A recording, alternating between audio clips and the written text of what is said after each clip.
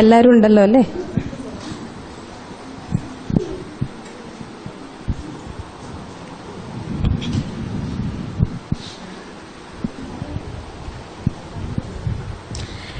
നിങ്ങൾക്ക് എല്ലാവർക്കും അറിയാം, എൻ്റെ പേര് ശ്രുതി എന്നാണ്.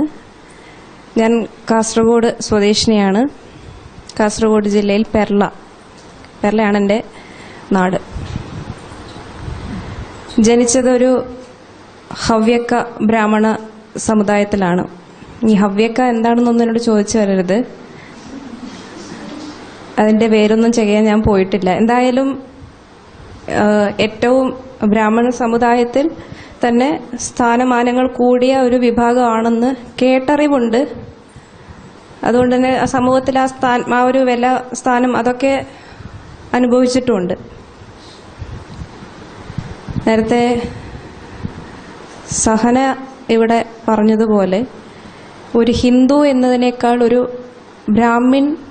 അല്ലെങ്കിൽ ബ്രാഹ്മണ പെൺകുട്ടി എന്നുള്ള രീതിയിൽ ജീവിച്ച ഒരാളാണ് ഞാൻ. ഓർമ്മ ഉറയ്ക്കുന്ന കാലം മുതൽക്ക് ഒരുപാട് അനുഷ്ഠാനങ്ങൾ, ചടങ്ങുകൾ ഒക്കെ വീട്ടിൽ നടന്നു കണ്ടിട്ടുണ്ട്. ഈശ്വരൻ അല്ലെങ്കിൽ ദൈവം, ഈശ്വരൻ തന്നെ ഞാൻ പറയാൻ തുടങ്ങിയത് ഇവിടെ വന്നതിന് ശേഷമാണ്. അതുവരെ ദൈവം, പിന്നെ സിനിമയിലൊക്കെ കാണുന്ന പോലെ ടി വിയിലൊക്കെ ഡയലോഗ്സ് കേൾക്കുമല്ലോ, എൻ്റെ ഈശ്വര, അങ്ങനെ തമാശയ്ക്ക് പ്രയോഗിച്ചിട്ടുള്ള പദമാണെന്നതിനുപരി ഈശ്വരൻ എന്ന് പോലും പറയുന്നത് ഇവിടെ വന്നതിന് ശേഷമാണ്. അതൊരു ദൈവം. അപ്പോൾ ആ ഒരു വിശ്വാസം, ദൈവവിശ്വാസം എന്ന് പറഞ്ഞു കഴിഞ്ഞാൽ അമ്പലത്തിൽ പോവുക, അവിടെ ഉത്സവം, പിന്നെ കളിയാട്ടം പോലുള്ള തെയ്യക്കോല ചടങ്ങുകളിൽ പങ്കെടുക്കുക, ഇതൊക്കെയായിരുന്നു ഒരു ദൈവിക വിശ്വാസം എന്നൊക്കെ പറഞ്ഞു കഴിഞ്ഞാൽ. വീട്ടിലാണെങ്കിലും നിർബന്ധപൂർവം പൂജാമുറിയിൽ കയറുക, തൊഴുതില്ലെങ്കിൽ അതിന് ബഹളം, അവിടെ ചെന്ന് കൈകൂപ്പി നിന്നില്ലെങ്കിൽ ബഹളം, അവിടെ എന്തെങ്കിലും നമ്മുടെ മനസ്സറിഞ്ഞ് പ്രാർത്ഥിക്കാൻ, എന്താണ് പ്രാർത്ഥിക്കേണ്ടത്, എങ്ങനെയാണ് പ്രാർത്ഥിക്കേണ്ടതെന്നൊന്നും പറയുന്നില്ല. പക്ഷെ അതിനകത്ത് ചെന്നിട്ട് കൈകൂപ്പി ഒന്ന് നിൽക്കുക, ശേഷം പിന്തിരിഞ്ഞു വരുമ്പോൾ ഒന്ന് ഭസ്മം തൊട്ടില്ലെങ്കിൽ അതിനും ബഹളം. ഇങ്ങനെ ഇതിൻ്റെ ഒന്നും അർത്ഥതലങ്ങളൊന്നും പറയില്ല, അർത്ഥം എന്താണെന്നൊന്നും പറയില്ല, ഇതെന്തിനു വേണ്ടി ചെയ്യുന്നു എന്നൊന്നും പറഞ്ഞു തരില്ല. പക്ഷെ എന്തൊക്കെയോ കുറേ അനുഷ്ഠാനങ്ങളുണ്ട്, കുറേ ചടങ്ങുകളുണ്ട്, അത് മാത്രമേ അറിയാവുന്നുള്ളൂ. കുറച്ചുകൂടെ മുതിർന്ന് നമ്മൾ 10ാം ക്ലാസ്സിലൊക്കെ പഠിക്കുമ്പോൾ സർട്ടിഫിക്കറ്റിൽ മതം എന്ന, ഏതാണ് റിലീജിയൻ എന്നുള്ള ആ ഒരു ഭാഗത്ത് ഹിന്ദു എന്ന് ചേർക്കുന്നത് കൊണ്ട് ഹിന്ദു ആണെന്ന് അറിയാം. അതിൽ കൂടുതലൊന്നും ഹിന്ദുത്വത്തെക്കുറിച്ചോ ഹിന്ദു ധർമ്മത്തെക്കുറിച്ചിട്ടൊന്നും അറിയാത്തവളായിരുന്നു ഞാൻ. പിന്നീട് ഞാൻ ഗ്രാജുവേഷനോട് കൂടി കോളേജ് വിദ്യാഭ്യാസത്തിലേക്ക് കടന്നപ്പോഴത്തേക്ക് അവിടെ എനിക്ക് എൻ്റെ സഹപാഠികളായിട്ടുണ്ടായിരുന്നത് കൂടുതലും മുസ്ലിം പെൺകുട്ടികളായിരുന്നു. വളരെ കൗതുകമായിരുന്നു എനിക്ക് അവരെ കാണുമ്പോൾ. തട്ടമൊക്കെ ഇട്ട് നല്ല കാണാൻ ഒരു ഇമ്പം, എന്തോ ഒരു ഇമ്പം, അവരിലേക്ക് അവരെന്തോ ആകർഷിക്കുന്നുണ്ടായിരുന്നു. അങ്ങനെ അവരോട് കൂടുതൽ കൂടാൻ തുടങ്ങി. ഹിന്ദു പെൺകുട്ടികൾ കുറവായതുകൊണ്ട് തന്നെ കൂടുതൽ അടുപ്പം, പിന്നെ കൂടുതൽ റിസർവ്ഡ് ആയിട്ടുള്ളൊരു ക്യാരക്ടറായിരുന്നു ആ കാലഘട്ടത്തിൽ. അപ്പോൾ കൂടുതൽ ആരോടും പരിചയപ്പെട്ടൊന്നും പോവില്ല, തൊട്ടടുത്തിരിക്കുന്നവരുമായിട്ടുള്ള അടുപ്പം മാത്രമേ ഉണ്ടാവുള്ളൂ. അങ്ങനെ തൊട്ടടുത്തിരുന്നുണ്ടായിരുന്നതെല്ലാം മുസ്ലിം പെൺകുട്ടികളായിരുന്നു. പിറകിലത്തെ ബെഞ്ചിലാണെങ്കിലും ഫ്രണ്ടിലാണെങ്കിലും സൈഡിലാണെങ്കിലും ഒക്കെ. അങ്ങനെ ഈ മുസ്ലിം പെൺകുട്ടികളുമായിട്ടുള്ള അടുപ്പം, ഈ ഇടവേളകളിൽ അവരുമായിട്ടുള്ള സംഭാഷണമൊക്കെ റിലീജിയസ് ആയിട്ട് ബന്ധപ്പെട്ടിട്ടുള്ള സംഭാഷണങ്ങളാണ്. അവർ സംസാരിക്കുക, അവരുടെ മതപരമായിട്ടുള്ള കാര്യങ്ങൾ, അവരുടെ മതത്തിൽ എങ്ങനെയാണ്, നിങ്ങളുടെ മതത്തിൽ എങ്ങനെയാണെന്ന് അവർക്ക് എന്നോട് ചോദിച്ചറിയാൻ ഒരുപാട് കാര്യങ്ങൾ എന്നുള്ള രീതിയിൽ അവരെന്നോട് കുറേ കാര്യങ്ങൾ ചോദിക്കും. നിങ്ങൾ കുറേ ദൈവത്തിൽ വിശ്വസിക്കില്ലേ, അതെന്തിനാ അങ്ങനെ വിശ്വസിക്കുന്നത്, ഞങ്ങൾക്കൊരു ദൈവമല്ലേ ഉള്ളൂ, നിങ്ങൾക്ക് എന്താ അങ്ങനെ ഒരു ദൈവമായിട്ടില്ലാത്തത്, അതിൻ്റെ കാര്യം എന്താ, നിങ്ങൾ എന്തിനാ കുങ്കുമം വെച്ച് നടക്കുന്നത്, കയ്യിൽ കുറേ നിങ്ങൾ പുറത്തിറങ്ങിയാൽ കാണാമല്ലോ നിങ്ങളുടെ ആൾക്കാർ കയ്യിൽ കുറേ ചരടൊക്കെ കെട്ടി നടക്കുമല്ലോ, അതിൻ്റെയൊക്കെ അർത്ഥം എന്താ, മന്ത്രിക്കലും പൂജിക്കലും എന്നൊക്കെ പറയുമല്ലോ, മരങ്ങൾക്ക് ചുറ്റും കല്ലുകൊണ്ട് കെട്ടുന്ന കാണാം, അതിലൊക്കെ കുറേ കളർ പൊടികളൊക്കെ ഇടുന്നത് കാണാമല്ലോ, പിന്നെ പശുക്കളുടെയൊക്കെ കഴുത്തിൽ പൂമാലയൊക്കെ ഇട്ട് അവരെ കുറേ പൂജിക്കുന്നതൊക്കെ കാണാമല്ലോ, അതിൻ്റെ ആവശ്യം എന്താ, ഇങ്ങനെ കുറേ ചോദ്യങ്ങൾ എന്നോട് ചോദിക്കും. ഞാൻ എന്തുത്തരം പറയാൻ, എനിക്കെന്തറിയാൻ, ആകെ കൂടെ അറിയാവുന്ന വീട്ടിൽ കാണുന്ന ചടങ്ങുകളും ഹോമങ്ങളും പൂജകളും മാത്രമേ എനിക്കറിയുള്ളൂ. അത് പറഞ്ഞു കഴിഞ്ഞാൽ അവർക്ക് അത് അങ്ങനെയാണ് അതിൻ്റെ സമ്പ്രദായം എന്ന് പറഞ്ഞു കഴിഞ്ഞാൽ ഇതിൻ്റെ അർത്ഥം എന്താണെന്ന് കൂടുതൽ ചോദ്യം. ഈ ചോദ്യങ്ങൾക്കൊന്നും മറുപടിയില്ല. എന്നാൽ ഇവർ ചോദിച്ച് എന്നെ ബുദ്ധിമുട്ടിക്കുമ്പോൾ അവസാനം സൈകെട്ട് ഞാൻ അങ്ങോട്ട് ചോദിക്കും, നിങ്ങൾ ഈ ഏകദൈവം എന്നൊക്കെ പറയുമല്ലോ, എന്താ ഈ ഏകദൈവം എന്നൊക്കെ പറഞ്ഞു കഴിഞ്ഞാൽ ആരെയാ നിങ്ങൾ ആരാധിക്കുന്ന ആരെയാന്നൊക്കെ ഞാൻ അങ്ങോട്ട് ചോദിക്കും. അങ്ങനെ ഈ ചോദ്യോത്തരങ്ങളെല്ലാം, ഈ സംശയം തീർക്കലെല്ലാം അവരുടെ ആശയങ്ങൾ പതുക്കെ എന്നിലേക്ക് ഇൻജക്റ്റ് ചെയ്യുകയായിരുന്നു എന്നുള്ളത് ഞാൻ പിന്നീടാണ് മനസ്സിലാക്കുന്നത്. അപ്പോഴത്തേക്കും ഒരുപാട് വൈകിയിരുന്നു. ഇങ്ങനെ ഈ കൂട്ടുകാരിൽ നിന്ന് കിട്ടിയ അറിവുകളെല്ലാം തന്നെ എന്നെ ഇസ്ലാം മതത്തിലേക്ക് ആകർഷിക്കുന്നുണ്ടായിരുന്നു. പിന്നീട് ഗ്രാജുവേഷൻ കഴിഞ്ഞ് പോസ്റ്റ് ഗ്രാജുവേഷൻ ആയപ്പോൾ ഞാൻ പഠനവും പഠിപ്പിക്കലും അധ്യാപനവും ഒരുപോലെ നടത്തുന്ന ഒരാളായിരുന്നു. ഇപ്പോൾ കോളേജിൽ പഠിക്കുകയും ചെയ്യും, അതേ കോളേജിൽ തന്നെ പഠിപ്പിക്കുകയും ചെയ്യും, വേറൊരു സ്കൂളിലും ഞാൻ വർക്ക് ചെയ്യുമായിരുന്നു. അങ്ങനെ പഠനവും പഠിപ്പിക്കലും ഒരുപോലെ കൊണ്ടു നടന്നിരുന്ന ഒരാൾ. ഞാൻ പഠിപ്പിക്കാൻ പോയിക്കൊണ്ടിരുന്ന സ്കൂളെല്ലാം തന്നെ മുസ്ലിം മെജോറിറ്റി സ്കൂളുകളായിരുന്നു. അവിടെ ഭൂരിപക്ഷവും മുസ്ലിം കുട്ടികൾ തന്നെയാണ്, മുസ്ലിം മാനേജ്മെന്റാണ്, അധ്യാപകരും കൂടുതലും മുസ്ലിങ്ങൾ തന്നെയാണ് ഉസ്താദുമാരായിട്ടും. അപ്പോൾ ഇംഗ്ലീഷ് മീഡിയം സ്കൂളുകളിൽ ഒരു പീരീഡ് ഉണ്ട്, GK എന്ന് പറയും, ജനറൽ നോളജ്. കേൾക്കുമ്പോൾ ജനറൽ നോളജൊക്കെ കൊടുക്കുന്ന ഒരു പീരീഡ് ആണെന്നൊക്കെ വിചാരിച്ച് ഞാൻ അത് തന്നെയാണ് വിചാരിച്ചിരുന്നത്. പക്ഷേ അവിടെ ജനറൽ നോളജിന്റെ സമയത്ത് അവർ പഠിപ്പിച്ചുകൊണ്ടിരുന്നത് മദ്രസ ക്ലാസ് തന്നെ നൽകുമായിരുന്നു. ഖുറാനായിരുന്നു പഠിപ്പിച്ചുകൊണ്ടിരുന്നത്. ഞാൻ പലപ്പോഴും അത് എന്തുകൊണ്ട് എന്ന് അതിശയിച്ചു പോയിട്ടുണ്ട്.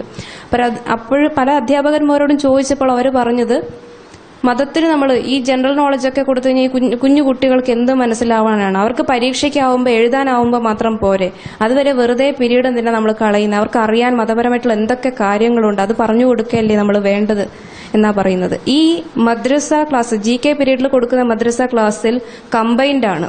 അതല്ലാതെ രാവിലെ 9:30 വരെയുള്ള ക്ലാസ്സുകൾ നടക്കുന്നുണ്ടെങ്കിലും, മദ്രസ ക്ലാസ് നടക്കുന്നുണ്ടെങ്കിലും 8:30 മുതൽ 9:30 വരെ ഒരു മദ്രസ ക്ലാസ് നടക്കുന്നുണ്ട്. അത് മുസ്ലിം കുട്ടികൾക്ക് മാത്രമാണ്. പക്ഷേ ഈ GK പീരീഡുകളിൽ കൊടുക്കുന്നുള്ള മദ്രസ ക്ലാസ്സുകൾ, ആ ക്ലാസ്സുകളിൽ മിക്സഡ് ആയിട്ടാണ് ഇരുത്തുന്നത്. അപ്പം അവിടെ ഹിന്ദു കുട്ടികളും അത് പഠിക്കുന്നുണ്ട്, അറബി ലിപികളൊക്കെ പഠിക്കുന്നുണ്ട്, അറബി ഭാഷയിൽ തന്നെ ഖുറാനും പഠിപ്പിച്ചു കൊടുക്കുന്നുണ്ട്. അപ്പം ഇതൊക്കെ അവരുടെ മതത്തോടുള്ള ആ സമയത്ത്, അങ്ങനെ ഒരു കാലത്ത് ഞാൻ അതിനെ പോസിറ്റീവായിട്ടാണ് ചിന്തിച്ചത്. ഞാൻ അവരോട് ചായ്വോടുകൂടിയായിരുന്നു. കാരണം അവർ മതത്തിന് ഇത്രയും ഒരു പ്രാധാന്യം കൽപ്പിക്കുന്നു, അവരുടെ ദൈവസങ്കല്പത്തിന് അവർ ഇത്രയും പ്രാധാന്യം കൽപ്പിക്കുന്നു, അവർക്ക് അനുഷ്ഠിക്കാൻ ഒരുപാട് കാര്യങ്ങൾ ഇവിടെ ചോദിച്ചു കഴിഞ്ഞാൽ ഒരുപാട് കാര്യങ്ങൾ അവർക്കറിയാം, അവരുടെ സ്പിരിച്വലായിട്ട് അവരുടെ കാര്യങ്ങൾ ഒരുപാട് അവർക്കറിയാം. പക്ഷെ ഒരു ഹിന്ദു ധർമ്മത്തിൽ ജനിച്ചിട്ട് ധർമ്മത്തെക്കുറിച്ചിട്ട്, ഹിന്ദു മതത്തെക്കുറിച്ചിട്ട്, ധർമ്മം എന്നുള്ള പദം തന്നെ ഉച്ചരിക്കുന്ന ഇവിടെ വന്നിട്ടാ, മതത്തെക്കുറിച്ചിട്ട് എനിക്ക് അറിയുന്നില്ല. ആകെ കൂടെ അറിയാവുന്നത് ഞാൻ ജനിച്ചു വളർന്ന ജാതി മാത്രമാണ്. ഈ അപകർഷതാബോധം, എന്റെ മതത്തെക്കുറിച്ച് എനിക്ക് അറിയുന്നില്ല, അറിയാനുള്ള വ്യവസ്ഥയുമില്ല, ആരോടും ചോദിക്കാൻ പറ്റില്ല. കാരണം ചോദിക്കാനുള്ള സ്വാതന്ത്ര്യം പണ്ടേ മുച്ചൂട് നശിപ്പിക്കപ്പെട്ടിട്ടുള്ളതാണ്. കാരണം കുട്ടിക്കാലത്ത് ക്ഷേത്രങ്ങളിൽ പോകുമ്പോൾ അവിടെ പ്രസിദ്ധമായൊരു ക്ഷേത്രമുണ്ട്, മധുർ വിഘ്നവിനായക ക്ഷേത്രം എന്ന് പറയും. ആ ക്ഷേത്രത്തിലെ വേദപഠന ക്ലാസ്സുകളുണ്ട്, വേദങ്ങളൊക്കെ പഠിപ്പിക്കും. അപ്പൊ കുഞ്ഞായിരുന്നപ്പോൾ ഞാൻ വേദം പഠിക്കാൻ പോയി അവിടെ ആ ക്ഷേത്ര ദർശനത്തിന് പോയ സമയത്ത് അവിടെ വേദം പഠിക്കുന്ന ആൺകുട്ടികൾ ഒരുപാടുണ്ട്. അങ്ങനെ അവർ മന്ത്രം ചൊല്ലുന്നതൊക്കെ കേൾക്കുമ്പോൾ വേദം പഠിക്കണം എന്നുള്ള ഒരു കൊതിയുണ്ടായിരുന്നു. ഞാനും പഠിച്ചോട്ടെ, എന്നെ ഇവിടെ ചേർത്തുവോ എന്ന് ചോദിച്ചപ്പോൾ എൻ്റെ ജാതിയിലെ, ഞാൻ ജനിച്ചു വളർന്ന ജാതിയിലെ പൂർവികൻ മുതിർന്ന ആൾക്കാർ എന്നോട് ചോദിച്ച ചോദ്യം, എന്ത് അസംബന്ധമാണ് ഈ പറയുന്നത്? പെൺകുട്ടികൾ മന്ത്രം പഠിക്കുവോ? പെൺകുട്ടികൾ വേദം പഠിക്കുകയെ? അത് എവിടുന്ന് പഠിച്ചതാണ്? ഇത് ആര് പറഞ്ഞു തന്നിട്ട് അങ്ങനത്തെ ഒന്നും വിചാരത്തിലേക്ക് പോകരുത്. അങ്ങനെയൊന്നുള്ള സംസാരം അത് പാടില്ല. ഇനി അബദ്ധത്തിൽ ഒരു ദിവസം എല്ലാവരും ഒരു ഭയപ്പെടുത്തുന്ന രീതിയിലാണ് നമ്മുടെ ഈശ്വര സങ്കല്പത്തെയും ഈശ്വര പ്രതീകത്തെക്കുറിച്ചൊക്കെ പറഞ്ഞു തരിക. ഒരിക്കൽ എന്റെ ചേട്ടൻ തന്നെ, മൂത്ത ചേട്ടൻ ശബരിമലയ്ക്ക് പോകാൻ മാല ഇട്ടിരിക്കുന്ന സമയത്ത് രാവിലെ എഴുന്നേറ്റ് ശരണം വിളിയൊക്കെ കേൾക്കുമ്പോൾ ഒരു ആവേശ, കേൾക്കുമ്പോൾ ഒരു സുഖ. അന്നും ഞാൻ കുഞ്ഞാണ്. ഞാനും പറഞ്ഞു, എനിക്കും പോണം, എനിക്കും മാല ഇടണം. അപ്പോൾ ഉടനെ പറച്ചിലായി, അയ്യോ വാ പൊത്തി പിടിച്ചിട്ടാ, വാ ഇങ്ങനെ പൊത്തി പിടിച്ചിട്ട് പറയുക, അങ്ങനെയൊന്നും പറയാൻ പാടില്ല, അങ്ങനെയൊന്നും പറയരുത്. കുഞ്ഞു മനസ്സാ. അപ്പം പേടിച്ചു പോയി, എന്തോ മഹാപാതകം ചെയ്ത പോലെയാണ് എന്നോട് അവർ പെരുമാറുന്നത്. അങ്ങനെയൊന്നും പറയാൻ പാടില്ല, അതൊക്കെ ഒരു യോഗമാണ്, അതങ്ങനെ നമ്മൾ പറയേണ്ട കാര്യങ്ങളൊന്നും അല്ല. കൊണ്ടുപോകാനുള്ള ബുദ്ധിമുട്ട്, ആ കുഞ്ഞു പ്രായത്തിൽ എനിക്ക് പോകാവുന്ന സ്വാതന്ത്ര്യം ഉണ്ടായിരുന്നു അവിടെ. 10 വയസ്സ് വരെയുള്ള കുട്ടികൾക്ക് അവിടെ പോകാം. എന്നെ അങ്ങോട്ട് വരെ കൊണ്ടുപോകാനുള്ള ബുദ്ധിമുട്ട് കൊണ്ട് എന്നെ പേടിപ്പിച്ചു കഴിഞ്ഞാൽ എനിക്ക് ഈ ചോദ്യത്തിനുള്ള മറുപടി കിട്ടുന്നില്ല. 1, 2 ഈശ്വര പ്രതീകങ്ങളെ കുറിച്ച് തന്നെ ഒരു ഭയമാണ്. അതിനുശേഷം ഞാൻ സ്വാമി അയ്യപ്പൻ എന്ന് കേൾക്കുമ്പോഴേ പേടി, എനിക്ക് മിണ്ടാൻ പേടി. അയ്യോ അയ്യപ്പന്റെ പേര് പോലും പറയാൻ പാടില്ലേ, പറഞ്ഞു വലിയ മഹാപരാധമായിപ്പോയോ. പിന്നീട് ഒരിക്കൽ ഈ ഓം നമഃ ശിവായ സീരിയൽ കണ്ടുകൊണ്ടിരിക്കുന്ന സമയത്ത് ദേവിമാരെയൊക്കെ മാതാ മാതാ മാതാ എന്ന് വിളിക്കുന്നത് കേൾക്കാം. മാതാശ്രീ മാതാശ്രീ എന്നൊക്കെ വിളിക്കുന്നത് കേൾക്കാം. അപ്പം ഞാനൊരു സംശയം ചോദിച്ചു, പരമേശ്വരനെ പക്ഷെ അങ്ങനെയൊന്നും വിളിക്കില്ല, പിതാവെന്നൊന്നും വിളിക്കുന്ന അവിടെ കേൾക്കണില്ല. അപ്പം ഞാൻ ചോദിച്ചു, എന്തുകൊണ്ടാണ് പരമേശ്വരനെ പ്രഭോന്ന് മാത്രം വിളിക്കുന്നത്, എന്തുകൊണ്ട് അച്ഛാന്ന് വിളിക്കില്ല, പിതാവെന്ന് വിളിക്കില്ല, എന്തുകൊണ്ട്? ഉടനെ അവിടെ അപ്പോൾ ആ പരിസരത്ത് ഒരു കുഗ്രാമമായിരുന്നു. ആ പരിസരത്തുള്ള വലിയ വെളിച്ചെത്താത്ത സ്ഥലമാണെന്നൊക്കെ പറയില്ലേ, ഇലക്ട്രിസിറ്റി ഒക്കെ ഉണ്ടെങ്കിലും TV ഒന്നും വലിയ കാര്യമായിട്ട് എവിടെ ഇല്ലാത്ത ഒരു പ്രദേശമാണ്. അപ്പം ഞങ്ങളുടെ വീട്ടിലാണ് ആദ്യമായിട്ട് TV വരുന്നത്. അപ്പോൾ അവിടെ ഈ സീരിയൽ കാണാൻ രാത്രി 9 മണിയാകുമ്പോഴത്തേക്കുള്ള പെണ്ണുങ്ങളെല്ലാം തന്നെ വരും, എല്ലാ പെണ്ണുങ്ങളും വരും. അപ്പോൾ പെണ്ണുങ്ങൾ വന്നിട്ട് അതിലൊരു വയസ്സായിട്ടുള്ള ഒരു അമ്മ എന്നോട് ഇത് ഞാൻ ഇങ്ങനെ ചോദിച്ചപ്പോൾ തന്നെ അവർക്ക് കന്നഡ മനസ്സിലാവും, തിരിച്ച് പറയാൻ പറ്റില്ല, പക്ഷെ മനസ്സിലാവും. ഞാനിത് അച്ഛനോട് ചോദിക്കുന്ന കേട്ടപ്പോൾ ഉടനെ എന്നോട് പറയേ, എന്തീ പറയുന്നു, അമ്മയുടെ അമ്മ എന്ന് വിളിക്കുന്ന പോലെയല്ല, അച്ഛാന്ന് വിളിക്കുമ്പോൾ അച്ഛൻ ഒന്നേ ഉണ്ടാവുള്ളൂ, അമ്മ എന്ന് ആരെയും വിളിക്കാം, അച്ഛൻ ഒന്നേ ഉള്ളൂ, അത് നമുക്ക് ജന്മം തരുന്ന അച്ഛനാ. എത്ര ലോ ലെവലിലായിട്ടാണ് ഈശ്വരനെ അവതരിപ്പിക്കുന്നത് നോക്കൂ. ഈശ്വരനെ കുറിച്ച് പറയുന്നു, അച്ഛൻ ഒന്നേ ഉള്ളൂ, അത് നമ്മൾക്ക് ജന്മം തരുന്ന, നമ്മളെ ജനിപ്പിക്കുന്ന അച്ഛൻ. അച്ഛനെ വിളിക്കാൻ പാടില്ല. അതേ അത് അന്നത്തെ ആ കുഞ്ഞു മനസ്സിലേക്കാണ് ഇവർ ഫീഡ് ചെയ്ത് തന്നുകൊണ്ടിരുന്നത്. എത്രമാത്രം പൊട്ടത്തരമാണ് ഈ ധാർമ്മികമായിട്ടുള്ള മേഖല, ആധ്യാത്മിക മേഖലയിൽ നമ്മുടെ സമൂഹം, ഹിന്ദു സമൂഹം, നമ്മളിത് ഉയർത്തിപ്പിടിക്കേണ്ടവരാണ്. നമുക്ക് മാത്രമായിട്ട് തന്നതൊന്നുമല്ല, നമ്മുടെ മാത്രം പേഴ്സണൽ സ്വത്തായിട്ട് തന്നതൊന്നുമല്ല ഈശ്വരൻ. എല്ലായിടത്തൊക്കെ എത്തിക്കാൻ തന്നൊരു ധർമ്മം, എല്ലായിടത്തൊക്കെ എത്തിക്കാൻ വേണ്ടിയിട്ട് ഈശ്വരൻ തന്ന വരമാണിത്. പക്ഷെ നമ്മളിത് മുന്നോട്ട് കൊണ്ടുപോകേണ്ടവരാണ്. അങ്ങനെയുള്ള നമ്മൾ നമ്മുടെ കുഞ്ഞു തലമുറകൾക്ക് പറഞ്ഞു കൊടുക്കുന്നത് ഇങ്ങനെയാണ്, അച്ഛനെന്ന് വിളിക്കാൻ പാടില്ല, അത് തെറ്റാണ്. ഇങ്ങനെയൊക്കെ കേട്ട് വളർന്ന ഞാൻ ഡിഗ്രി ലെവലിലേക്ക് എത്തുമ്പോൾ പക്വത വരുന്നൊക്കെ പറയാം, പക്ഷെ ഈ മേഖലയിൽ എനിക്ക് പക്വതയൊന്നുമില്ല, ആധ്യാത്മിക മേഖലയിൽ എനിക്ക് പക്വതയില്ല. ഇവർ ചോദിക്കുന്ന ചോദ്യങ്ങൾക്ക് ഞാൻ എന്തുത്തരം പറയണം? അതുപോലെ തെയ്യംകെട്ടിന്റെ കാര്യം ചോദിച്ചു കഴിഞ്ഞാൽ, ഇതിന്റെ ആന്തരികാർത്ഥം ചോദിച്ചു കഴിഞ്ഞാൽ ഇതൊക്കെ എങ്ങനെ ഉണ്ടായി, ഇതിലൊക്കെ സത്യമുണ്ടോ, ഇതിലൊക്കെ കാമ്പുണ്ടോ എന്ന് ചോദിച്ചു കഴിഞ്ഞാൽ കുശ്ചോദ്യം പാടില്ല. കുശ്ചോദ്യം എന്ന് പറഞ്ഞാൽ ചൂടുന്ന് ചോദിക്കാൻ പാടില്ല. ഇതൊക്കെ ഉള്ളതാണ്. കാരണം ഇത് കുറെ വർഷങ്ങളായിട്ട് പിന്തുടരുന്നുള്ളതാ. അത് ചോദിച്ചിട്ട് അതിന്റെ പിന്നാലെ പോകുന്നതൊക്കെ അഹങ്കാരത്തിന്റെ ലക്ഷണമാണെന്നാ പറയുക. പെൺകുട്ടികൾക്ക് അത്രയ്ക്ക് അഹങ്കാരം പാടില്ല. അപ്പൊ പിന്നെന്താ വഴി? ആകെയുള്ള വഴി വാലും ചുറ്റി മിണ്ടാണ്ടിരിക്കുക. ഇങ്ങനെ അടിച്ചമർത്തി ചോദിക്കാനുള്ള വ്യഗ്രതയെ പോലും അടിച്ചമർത്തി ഉള്ളിൽ ഭയം കൊണ്ട് നിറഞ്ഞു നിൽക്കുന്ന ഒരു സാഹചര്യമാണ്. ഇതിനെക്കുറിച്ചൊന്നും ചോദിക്കാൻ പറ്റുന്നില്ല. പിന്നെ തമാശയാണ്, ഓരോ ചടങ്ങുകളും തമാശയാ. ഇപ്പൊ സാറ് ഇവിടെ ക്രിസ്തു മതത്തിനെ കുറിച്ച് ക്ലാസ് എടുക്കുമ്പോൾ കുളിക്കാത്തവർ എന്നുള്ളൊരു പോർഷൻ എടുത്തിരുന്നു ഇല്ലേ?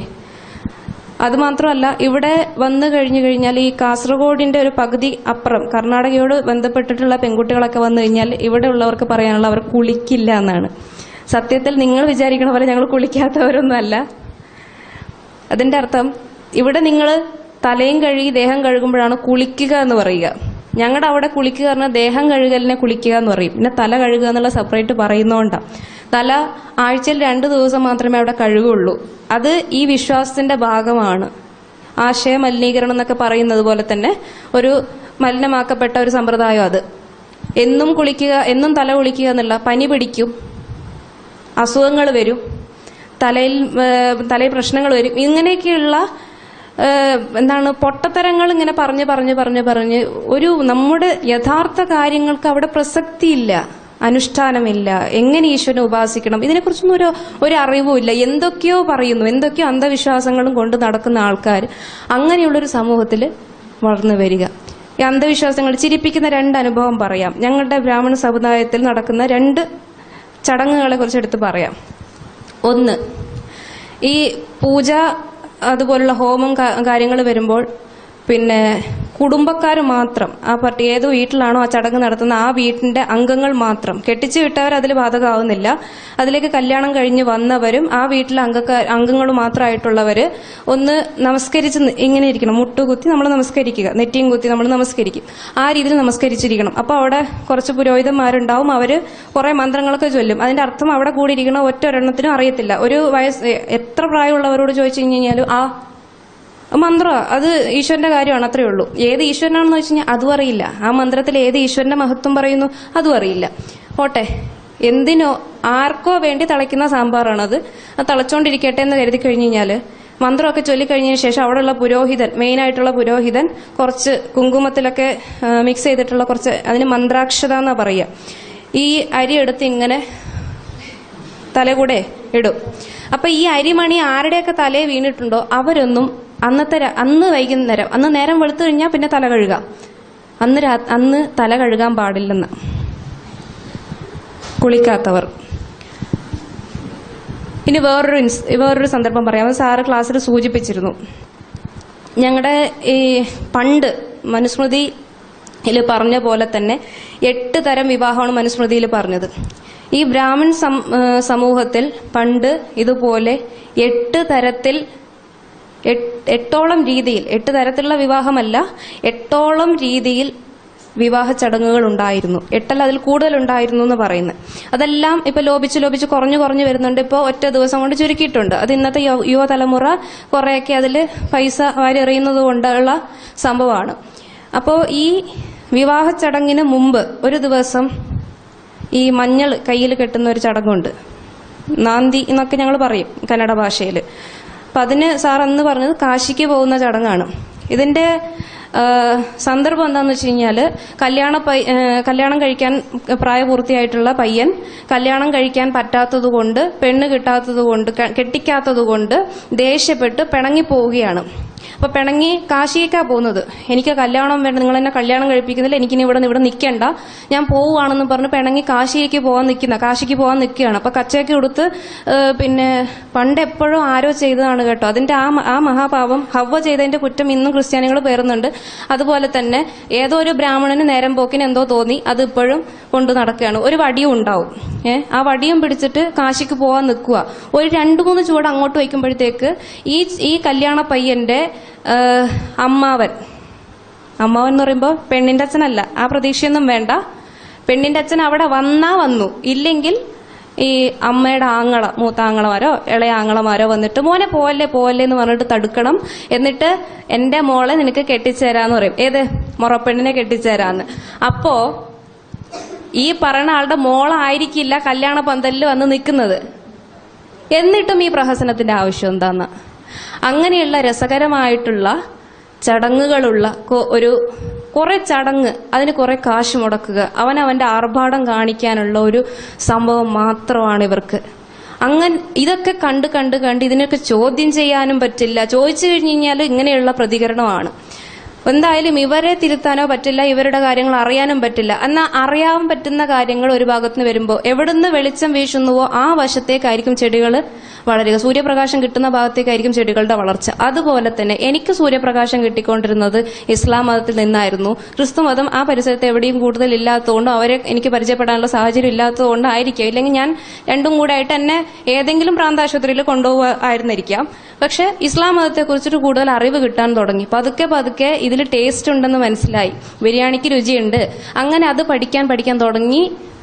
ഇത് വിടണില്ല, ഇതിന്റെ ഹരം വിടണില്ല, ഹരം കൂടിക്കൂടി വരികയാണ്. പിന്നെ നരകവർണ്ണനയും കൂടി ആയപ്പോഴത്തേക്ക് തികഞ്ഞു. ഇനിയൊന്നും വേണ്ട.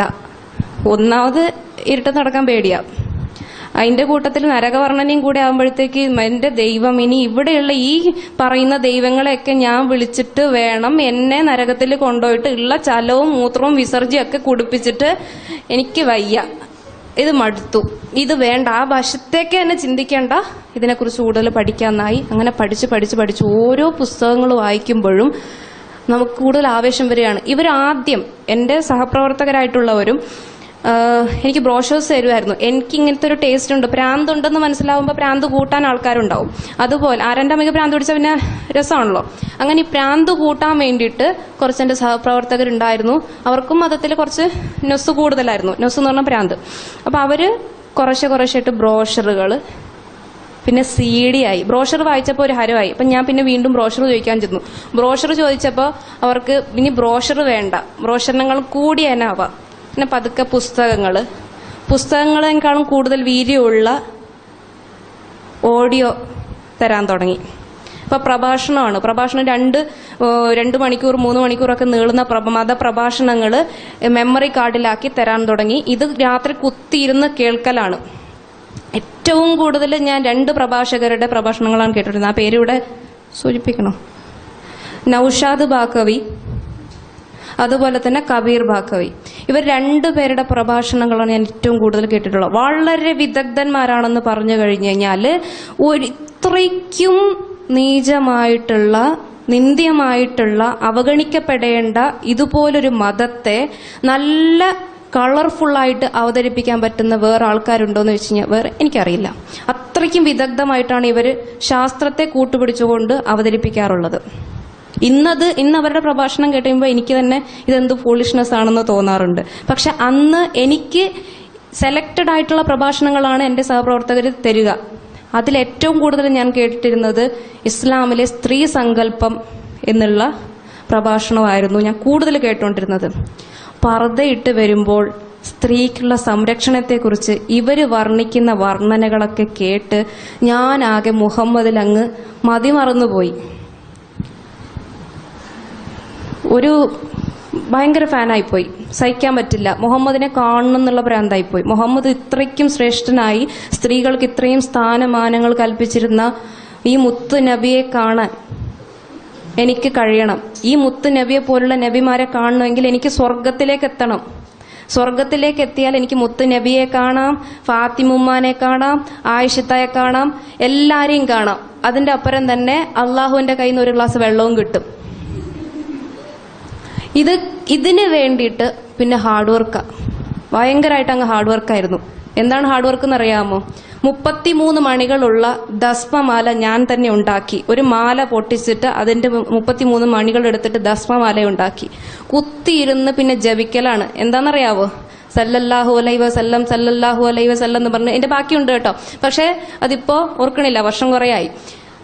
ഇത് പറയലാണ് പണി. രാത്രി കുത്തിയിരുന്ന് 12 മണി വരെ കുത്തിയിരുന്ന് ഇത് തന്നെയാണ് ജപിക്കല്. സ്വലാത്ത് ചൊല്ലിക്കഴിഞ്ഞാൽ 313 റൗണ്ട് സ്വലാത്ത് ചൊല്ലണം. നീണ്ട 2-4 വരിയുള്ള സ്വലാത്ത് 313 പ്രാവശ്യം ചൊല്ലിക്കഴിഞ്ഞു കഴിഞ്ഞാൽ അത് 3 ദിവസം അടുപ്പിച്ച് ചൊല്ലണം.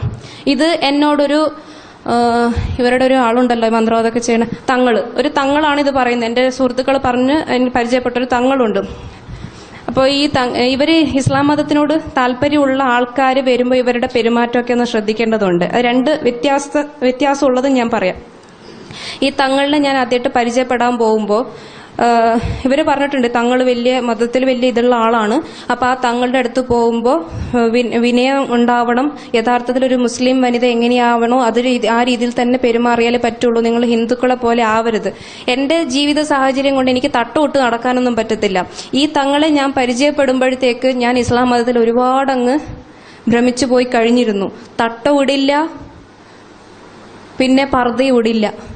ഈ 2 കുറവുകൾ ഒഴിച്ചു കഴിഞ്ഞാൽ ഞാൻ പൂർണ്ണമായിട്ട് ഒരു മുസ്ലിം വനിതയെ പോലെ പൊട്ടുകുത്തില്ല, ഒരു ഐബ്രോസ് എടുക്കില്ല, നഖം വെട്ടിക്കഴിഞ്ഞാലും മുറ്റത്ത് കുഴിയാണ്.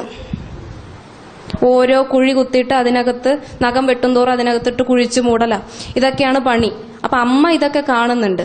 അമ്മ ചിന്തിക്കും ഇവക്ക് എന്ത് ഭ്രാന്താണ് ഇതായത്. അത്രയും കാലം ഇല്ലാത്ത ഭ്രാന്താണ്. ഒരു ദിവസം നോക്കുമ്പോഴത്തേക്ക് കുഴി കുത്തണം, അതിൽ നഖം എന്തൊക്കെയോ കൊണ്ടുപോയിട്ടിടണ്, കുഴി മൂടണു. പിന്നെ നോക്കുമ്പോൾ പൈപ്പിന്റെ ചോട്ടിലായത് നേരം ഒരു 4-5 പ്രാവശ്യം പൈപ്പിന്റെ ചോട്ടിൽ പോകും. എന്നിട്ട് കാലും മുഖവും ചെവിയും മൂക്കും ഒക്കെ കഴുകും. രാവിലെ കുളിക്കും, വൈകിട്ട് കുളിയൊന്നും കാണില്ല. പക്ഷെ എന്നാലും പൈപ്പിന്റെ ചോട്ടിൽ നിന്ന് എഴുന്നേക്കാൻ നേരവുമില്ല. എന്താ ഇവള് ചെയ്യണേ? കയ്യും കാലും ഒക്കെ കഴുകും, ഓടിപ്പോവും, റൂമിനകത്ത് കുറ്റിയിടും. പിന്നെ കുറെ നേരത്തേക്ക് അവളെ കാണില്ല, ഒരു മിണ്ടാട്ടവും ഇല്ല, എന്തും കേൾക്കില്ല. അമ്മ കാതുകൂർപ്പിച്ചവരെ കേട്ടിട്ടുണ്ട്. എന്തെങ്കിലും അവൾ അവിടെ അതിന്റെ അകത്ത് പറയുന്നുണ്ടോ? അതുപോലും ഇല്ല. എന്താ സംഭവം എന്നറിയാമോ? ഒതു കൊടുത്തിട്ട് പോയിട്ട് നിസ്കരിക്കണതാ. അപ്പൊ നിസ്കരിക്കാൻ അതിനേക്കാളും കഷ്ടപ്പാടാ. ഈ തങ്ങളിനെ കണ്ടതിന് ശേഷം നിസ്കാരത്തിന്റെ ഭ്രാന്ത് കൂടിയിട്ടുണ്ട് എനിക്ക്. ആദ്യം തങ്ങളിനെ കണ്ട സന്ദർഭം പറയാം. തങ്ങളുടെ അടുത്ത് പോവേ സാരിയുടെ ഇത് പർദ്ദയൊന്നും ഇടാൻ പറ്റത്തില്ലല്ലോ. അപ്പോൾ സാരിയുടെ തെല്ലിങ്ങനെ ഇട്ടിട്ട് തലയും കുനിച്ചാ പോകുന്നത്, മുഖത്ത് വെക്കാൻ പാടില്ല. അപ്പൊ അവിടെ എത്തിയപ്പോ അന്യപുരുഷന്റെ മുഖത്ത് വെക്കാൻ പാടില്ലെന്നാ. ആകെ കൂടെ കാണിക്കാവുന്നത് നമുക്ക് ജന്മം തന്ന അച്ഛന്റെ മുമ്പിൽ, അത് മുസ്ലിം ആണെങ്കിൽ. മുസ്ലിം അല്ലെങ്കിൽ അച്ഛന്റെ അമുസ്ലിം ആണെങ്കിൽ കാണിക്കാൻ പാടില്ല. പിന്നെ കാണിക്കാവുന്ന ഭർത്താവിന്റെ മുമ്പിൽ. സഹോദരന്മാരുടെ മുമ്പിൽ പോലും പരിധിയുണ്ടെന്നാണ് എനിക്ക് പഠിപ്പിച്ചു തന്നിരുന്നത്. അങ്ങനെ തങ്ങളുടെ മുമ്പിൽ എത്തിയപ്പോൾ അന്യ പുരുഷന്റെ മുമ്പിൽ മുഖം കാണിക്കാൻ പറ്റാത്തതുകൊണ്ട് തല കുമ്പിട്ടിരിക്കുമ്പോൾ ഇങ്ങനെ അറിയാ മൊഞ്ചത്തി മോളൊന്ന് മുഖം നോക്കട്ടെ, ഈ മൊഞ്ചത്തി മോളുടെ മുഖം ഒന്ന് കാണട്ടെ എന്ന് പറഞ്ഞപ്പോ ഞാൻ വിചാരിച്ചു നല്ല വയസ്സുള്ള ഒരുപാട് ഏജ് ആയിട്ടുള്ള ഒരാളായിരിക്കും, ഒരു ഉപ്പപ്പ ആയിരിക്കും എന്ന് വിചാരിച്ചിട്ട് ഞാനൊന്നിങ്ങനെ നോക്കിയപ്പോഴത്തേക്ക് വലിയ വയസ്സൊന്നും ആയിട്ടില്ല. പിന്നെ അപ്പൊ അന്ന് ഞാൻ ഇതിന്റെ റോങ് സെൻസ് മനസ്സിലാക്കിയിട്ടില്ല ഈ മൊഞ്ചത്തി മോളുടെ. അന്ന് ഞാൻ വിചാരിച്ചു മതത്തിലേക്ക്, നമ്മുടെ പുന്നാര ദീനിലേക്ക് വരുന്ന ഒരാളല്ലേ, നോക്കട്ടെ എന്ന് പറഞ്ഞിട്ട് നല്ല ബർക്കത്തുള്ള മുഖമാണ്, ഇത് ഇസ്ലാമിലേക്ക് തന്നെ വേണ്ടിയിട്ട് ജനിച്ച കൊച്ചാണ് നീ എന്നൊക്കെ പറഞ്ഞ് എന്നോട് കുറെ കാര്യങ്ങളൊക്കെ പറഞ്ഞു. എന്റെ വീട്ടിലെ കാര്യങ്ങളും വീട്ടിൽ ആരൊക്കെ ഉണ്ടെന്നൊക്കെ ചോദിച്ചു. അപ്പൊ എന്റെ വീട്ടില് ഞാൻ ഇങ്ങനെയൊക്കെ ആവുന്നുണ്ട്. അച്ഛൻ പറയുന്ന പോലെ കേൾക്കില്ല, അമ്മ പറയുന്ന പോലെ കേൾക്കില്ല. കാരണം ഇസ്ലാം മതത്തിലാണല്ലോ ഞാൻ ജീവിക്കുന്നത്. അപ്പൊ എഗെയിൻസ്റ്റ് ആയിരുന്നു, എൻറ്റയർലി എഗെയിൻസ്റ്റ് ആയിരുന്നു, ഹിന്ദു മതത്തിന് എഗെയിൻസ്റ്റ് ആയി. അപ്പോ ഇങ്ങനെയുള്ള പെരുമാറ്റം കൊണ്ട് തന്നെ വീട്ടിൽ പല ക്ലാഷസും വരുമായിരുന്നു. ഇത് ഞാൻ അവരോട് പറഞ്ഞു, ഈ തങ്ങളോട് പറഞ്ഞപ്പോ ഇദ്ദേഹം അത് വളരെ വിദഗ്ധമായിട്ട് മുതലെടുത്തുകൊണ്ട് ഒരു കിതാബ്, ആ കിതാബിനകത്തുള്ള നമ്പറുകളൊക്കെ തൊടാൻ പറഞ്ഞു. ആ നമ്പരൊക്കെ തൊട്ടു. വളരെ വലിയൊരു അപകടം വരാൻ പോണെയാണ്, ദീനിലുള്ള കുട്ടികൾ അങ്ങനെയുള്ള വീട്ടിൽ നിൽക്കരുത്, എത്രയും പെട്ടെന്ന് ഈ വീട് വിട്ട് തന്നെ പോകണം, എത്രയും പെട്ടെന്ന് ദീനിലേക്ക് പോകുന്നതായിരിക്കും, ദീനിൽ തന്നെ ജീവിക്കുന്നതായിരിക്കും മോൾക്ക് നല്ലത് എന്നൊക്കെയുള്ള രീതിയിൽ എന്നെ കുറെ ഉപദേശിച്ചു. ഇതും കൂടി പിന്നെ എന്നും നിസ്കാരം ചെയ്യണം, രാത്രിയിൽ പറ്റുമെങ്കിൽ പരമാവധി തൗബ നിസ്കരിക്കണം, ചെയ്ത തെറ്റുകൾ. പിന്നെ ഈ ഇതുപോലുള്ള കാഫറുകളുടെ കൂടെ നിൽക്കുക, അവർ തരുന്നതൊക്കെ കഴിക്കുക എന്ന് പറയുമ്പോൾ ഏറ്റവും വലിയ പാപമാണ്, അതിന് തൗബ നിസ്കാരമൊക്കെ ചെയ്യണം എന്നൊക്കെ പറഞ്ഞു. അങ്ങനെ അതിനുള്ള തയ്യാറുമായി.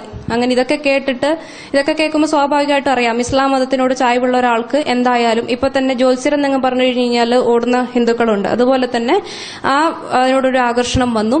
അങ്ങനെ നിസ്കാരം കൂടി വീട്ടില് ആദ്യത്തെ വെളുപ്പാൻ കാലത്ത് നിസ്കാരം മാത്രം ചെയ്യില്ല, ബാക്കിയുള്ളതൊക്കെ കണക്കായിട്ട് ചെയ്യും, കറക്റ്റായിട്ട് ചെയ്യും. രാവിലത്തെ ആ നിസ്കാരം കടമായിട്ടുള്ളതും കടം വീട്ടിൽ തന്നെ ചെയ്യും. ഇങ്ങനെ നിസ്കാരം തുടങ്ങി. നിസ്കാരത്തിന് വേണ്ടിയിട്ട് ഒരു സ്കാർഫ് റെഡിയാക്കി. പർദ്ദയൊന്നും ഇടാൻ പറ്റത്തില്ലല്ലോ, നിസ്കാര കുപ്പായൊന്നും ഇടാൻ പറ്റാത്തതുകൊണ്ട് ലോങ് ആയിട്ടുള്ള സ്കാർഫ് ഉണ്ടാക്കി.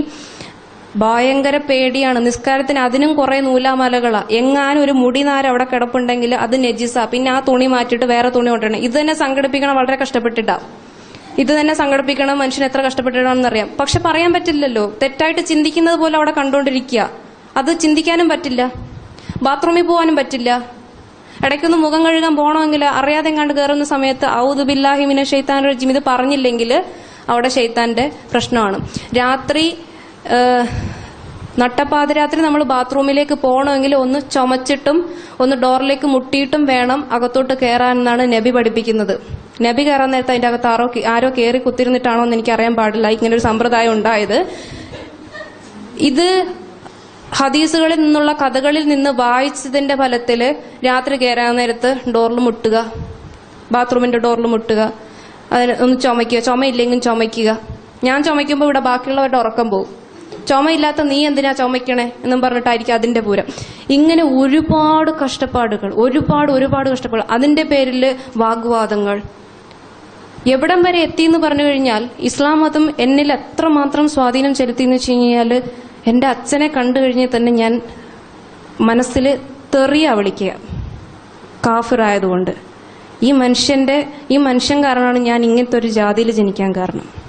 എന്റെ അമ്മയാണെങ്കിലോ, അമ്മ എന്തെങ്കിലും ഒരു സാധനം ഉണ്ടാക്കി കൊണ്ടുവന്നു കഴിഞ്ഞാല് പണ്ട് അമ്മയുടെ സാരിത്തുമ്പിൽ നിന്ന് മാറി നിൽക്കാത്ത, ആ സാരിത്തുമ്പും പിടിച്ച് നടന്നിരുന്ന ഒരു പെങ്കൊച്ചാ ഞാൻ. അങ്ങനെയുള്ള ഞാൻ അമ്മയെ കാണുമ്പോൾ തന്നെ കലിയാണ്. നിങ്ങളുടെ ദൈവത്തിന്റെ വിശ്വാസം കൊണ്ട് നിങ്ങൾ എവിടെയെങ്കിലും പോയി ചാവും. എന്റെ പിന്നാലെ വരരുത്, എനിക്ക് എന്റെ വിശ്വാസമുണ്ട്, എന്റെ വിശ്വാസം എനിക്ക്, നിങ്ങളുടെ വിശ്വാസം നിങ്ങൾക്ക്, ഇങ്ങനെ പറയും. ഒരു ദിവസം എന്തോ ഒരു തെറ്റ് ചെയ്തു, എന്തോ ഒരു അബദ്ധം പറ്റിപ്പോയി, അള്ളാഹുവിൽ നിന്ന് ശിക്ഷ കിട്ടുമല്ലോ എന്നുള്ള പേടി കൊണ്ട് ഞാൻ ആകെ ശ്വാസം മുട്ടി നിൽക്കുന്ന സന്ദർഭത്തിൽ എന്റെ അമ്മ, ആദ്യമായിട്ട് എന്റെ അമ്മ അതുപോലെ എന്നെ കാണുന്നത്, ഭയങ്കര വയലൻസ് ആയിരുന്നു.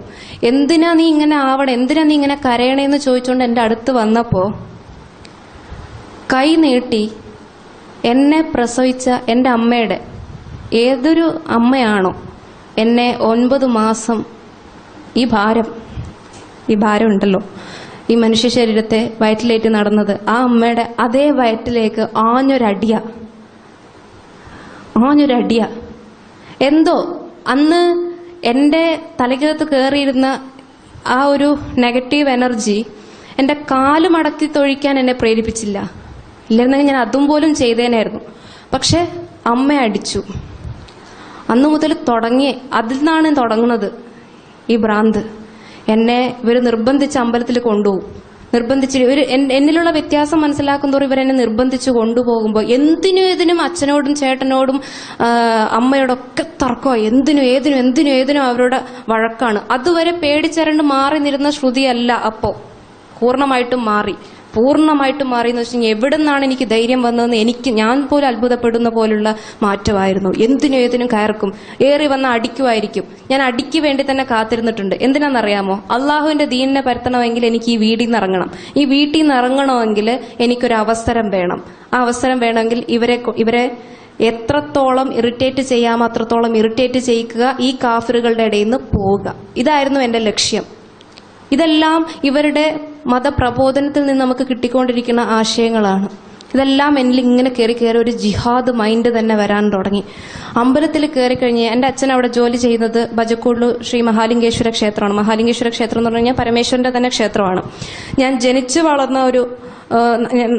വളർന്ന നാട്ടില് മഹാലിംഗേശ്വരന്റെ അമ്പലം തന്നെയാണ്.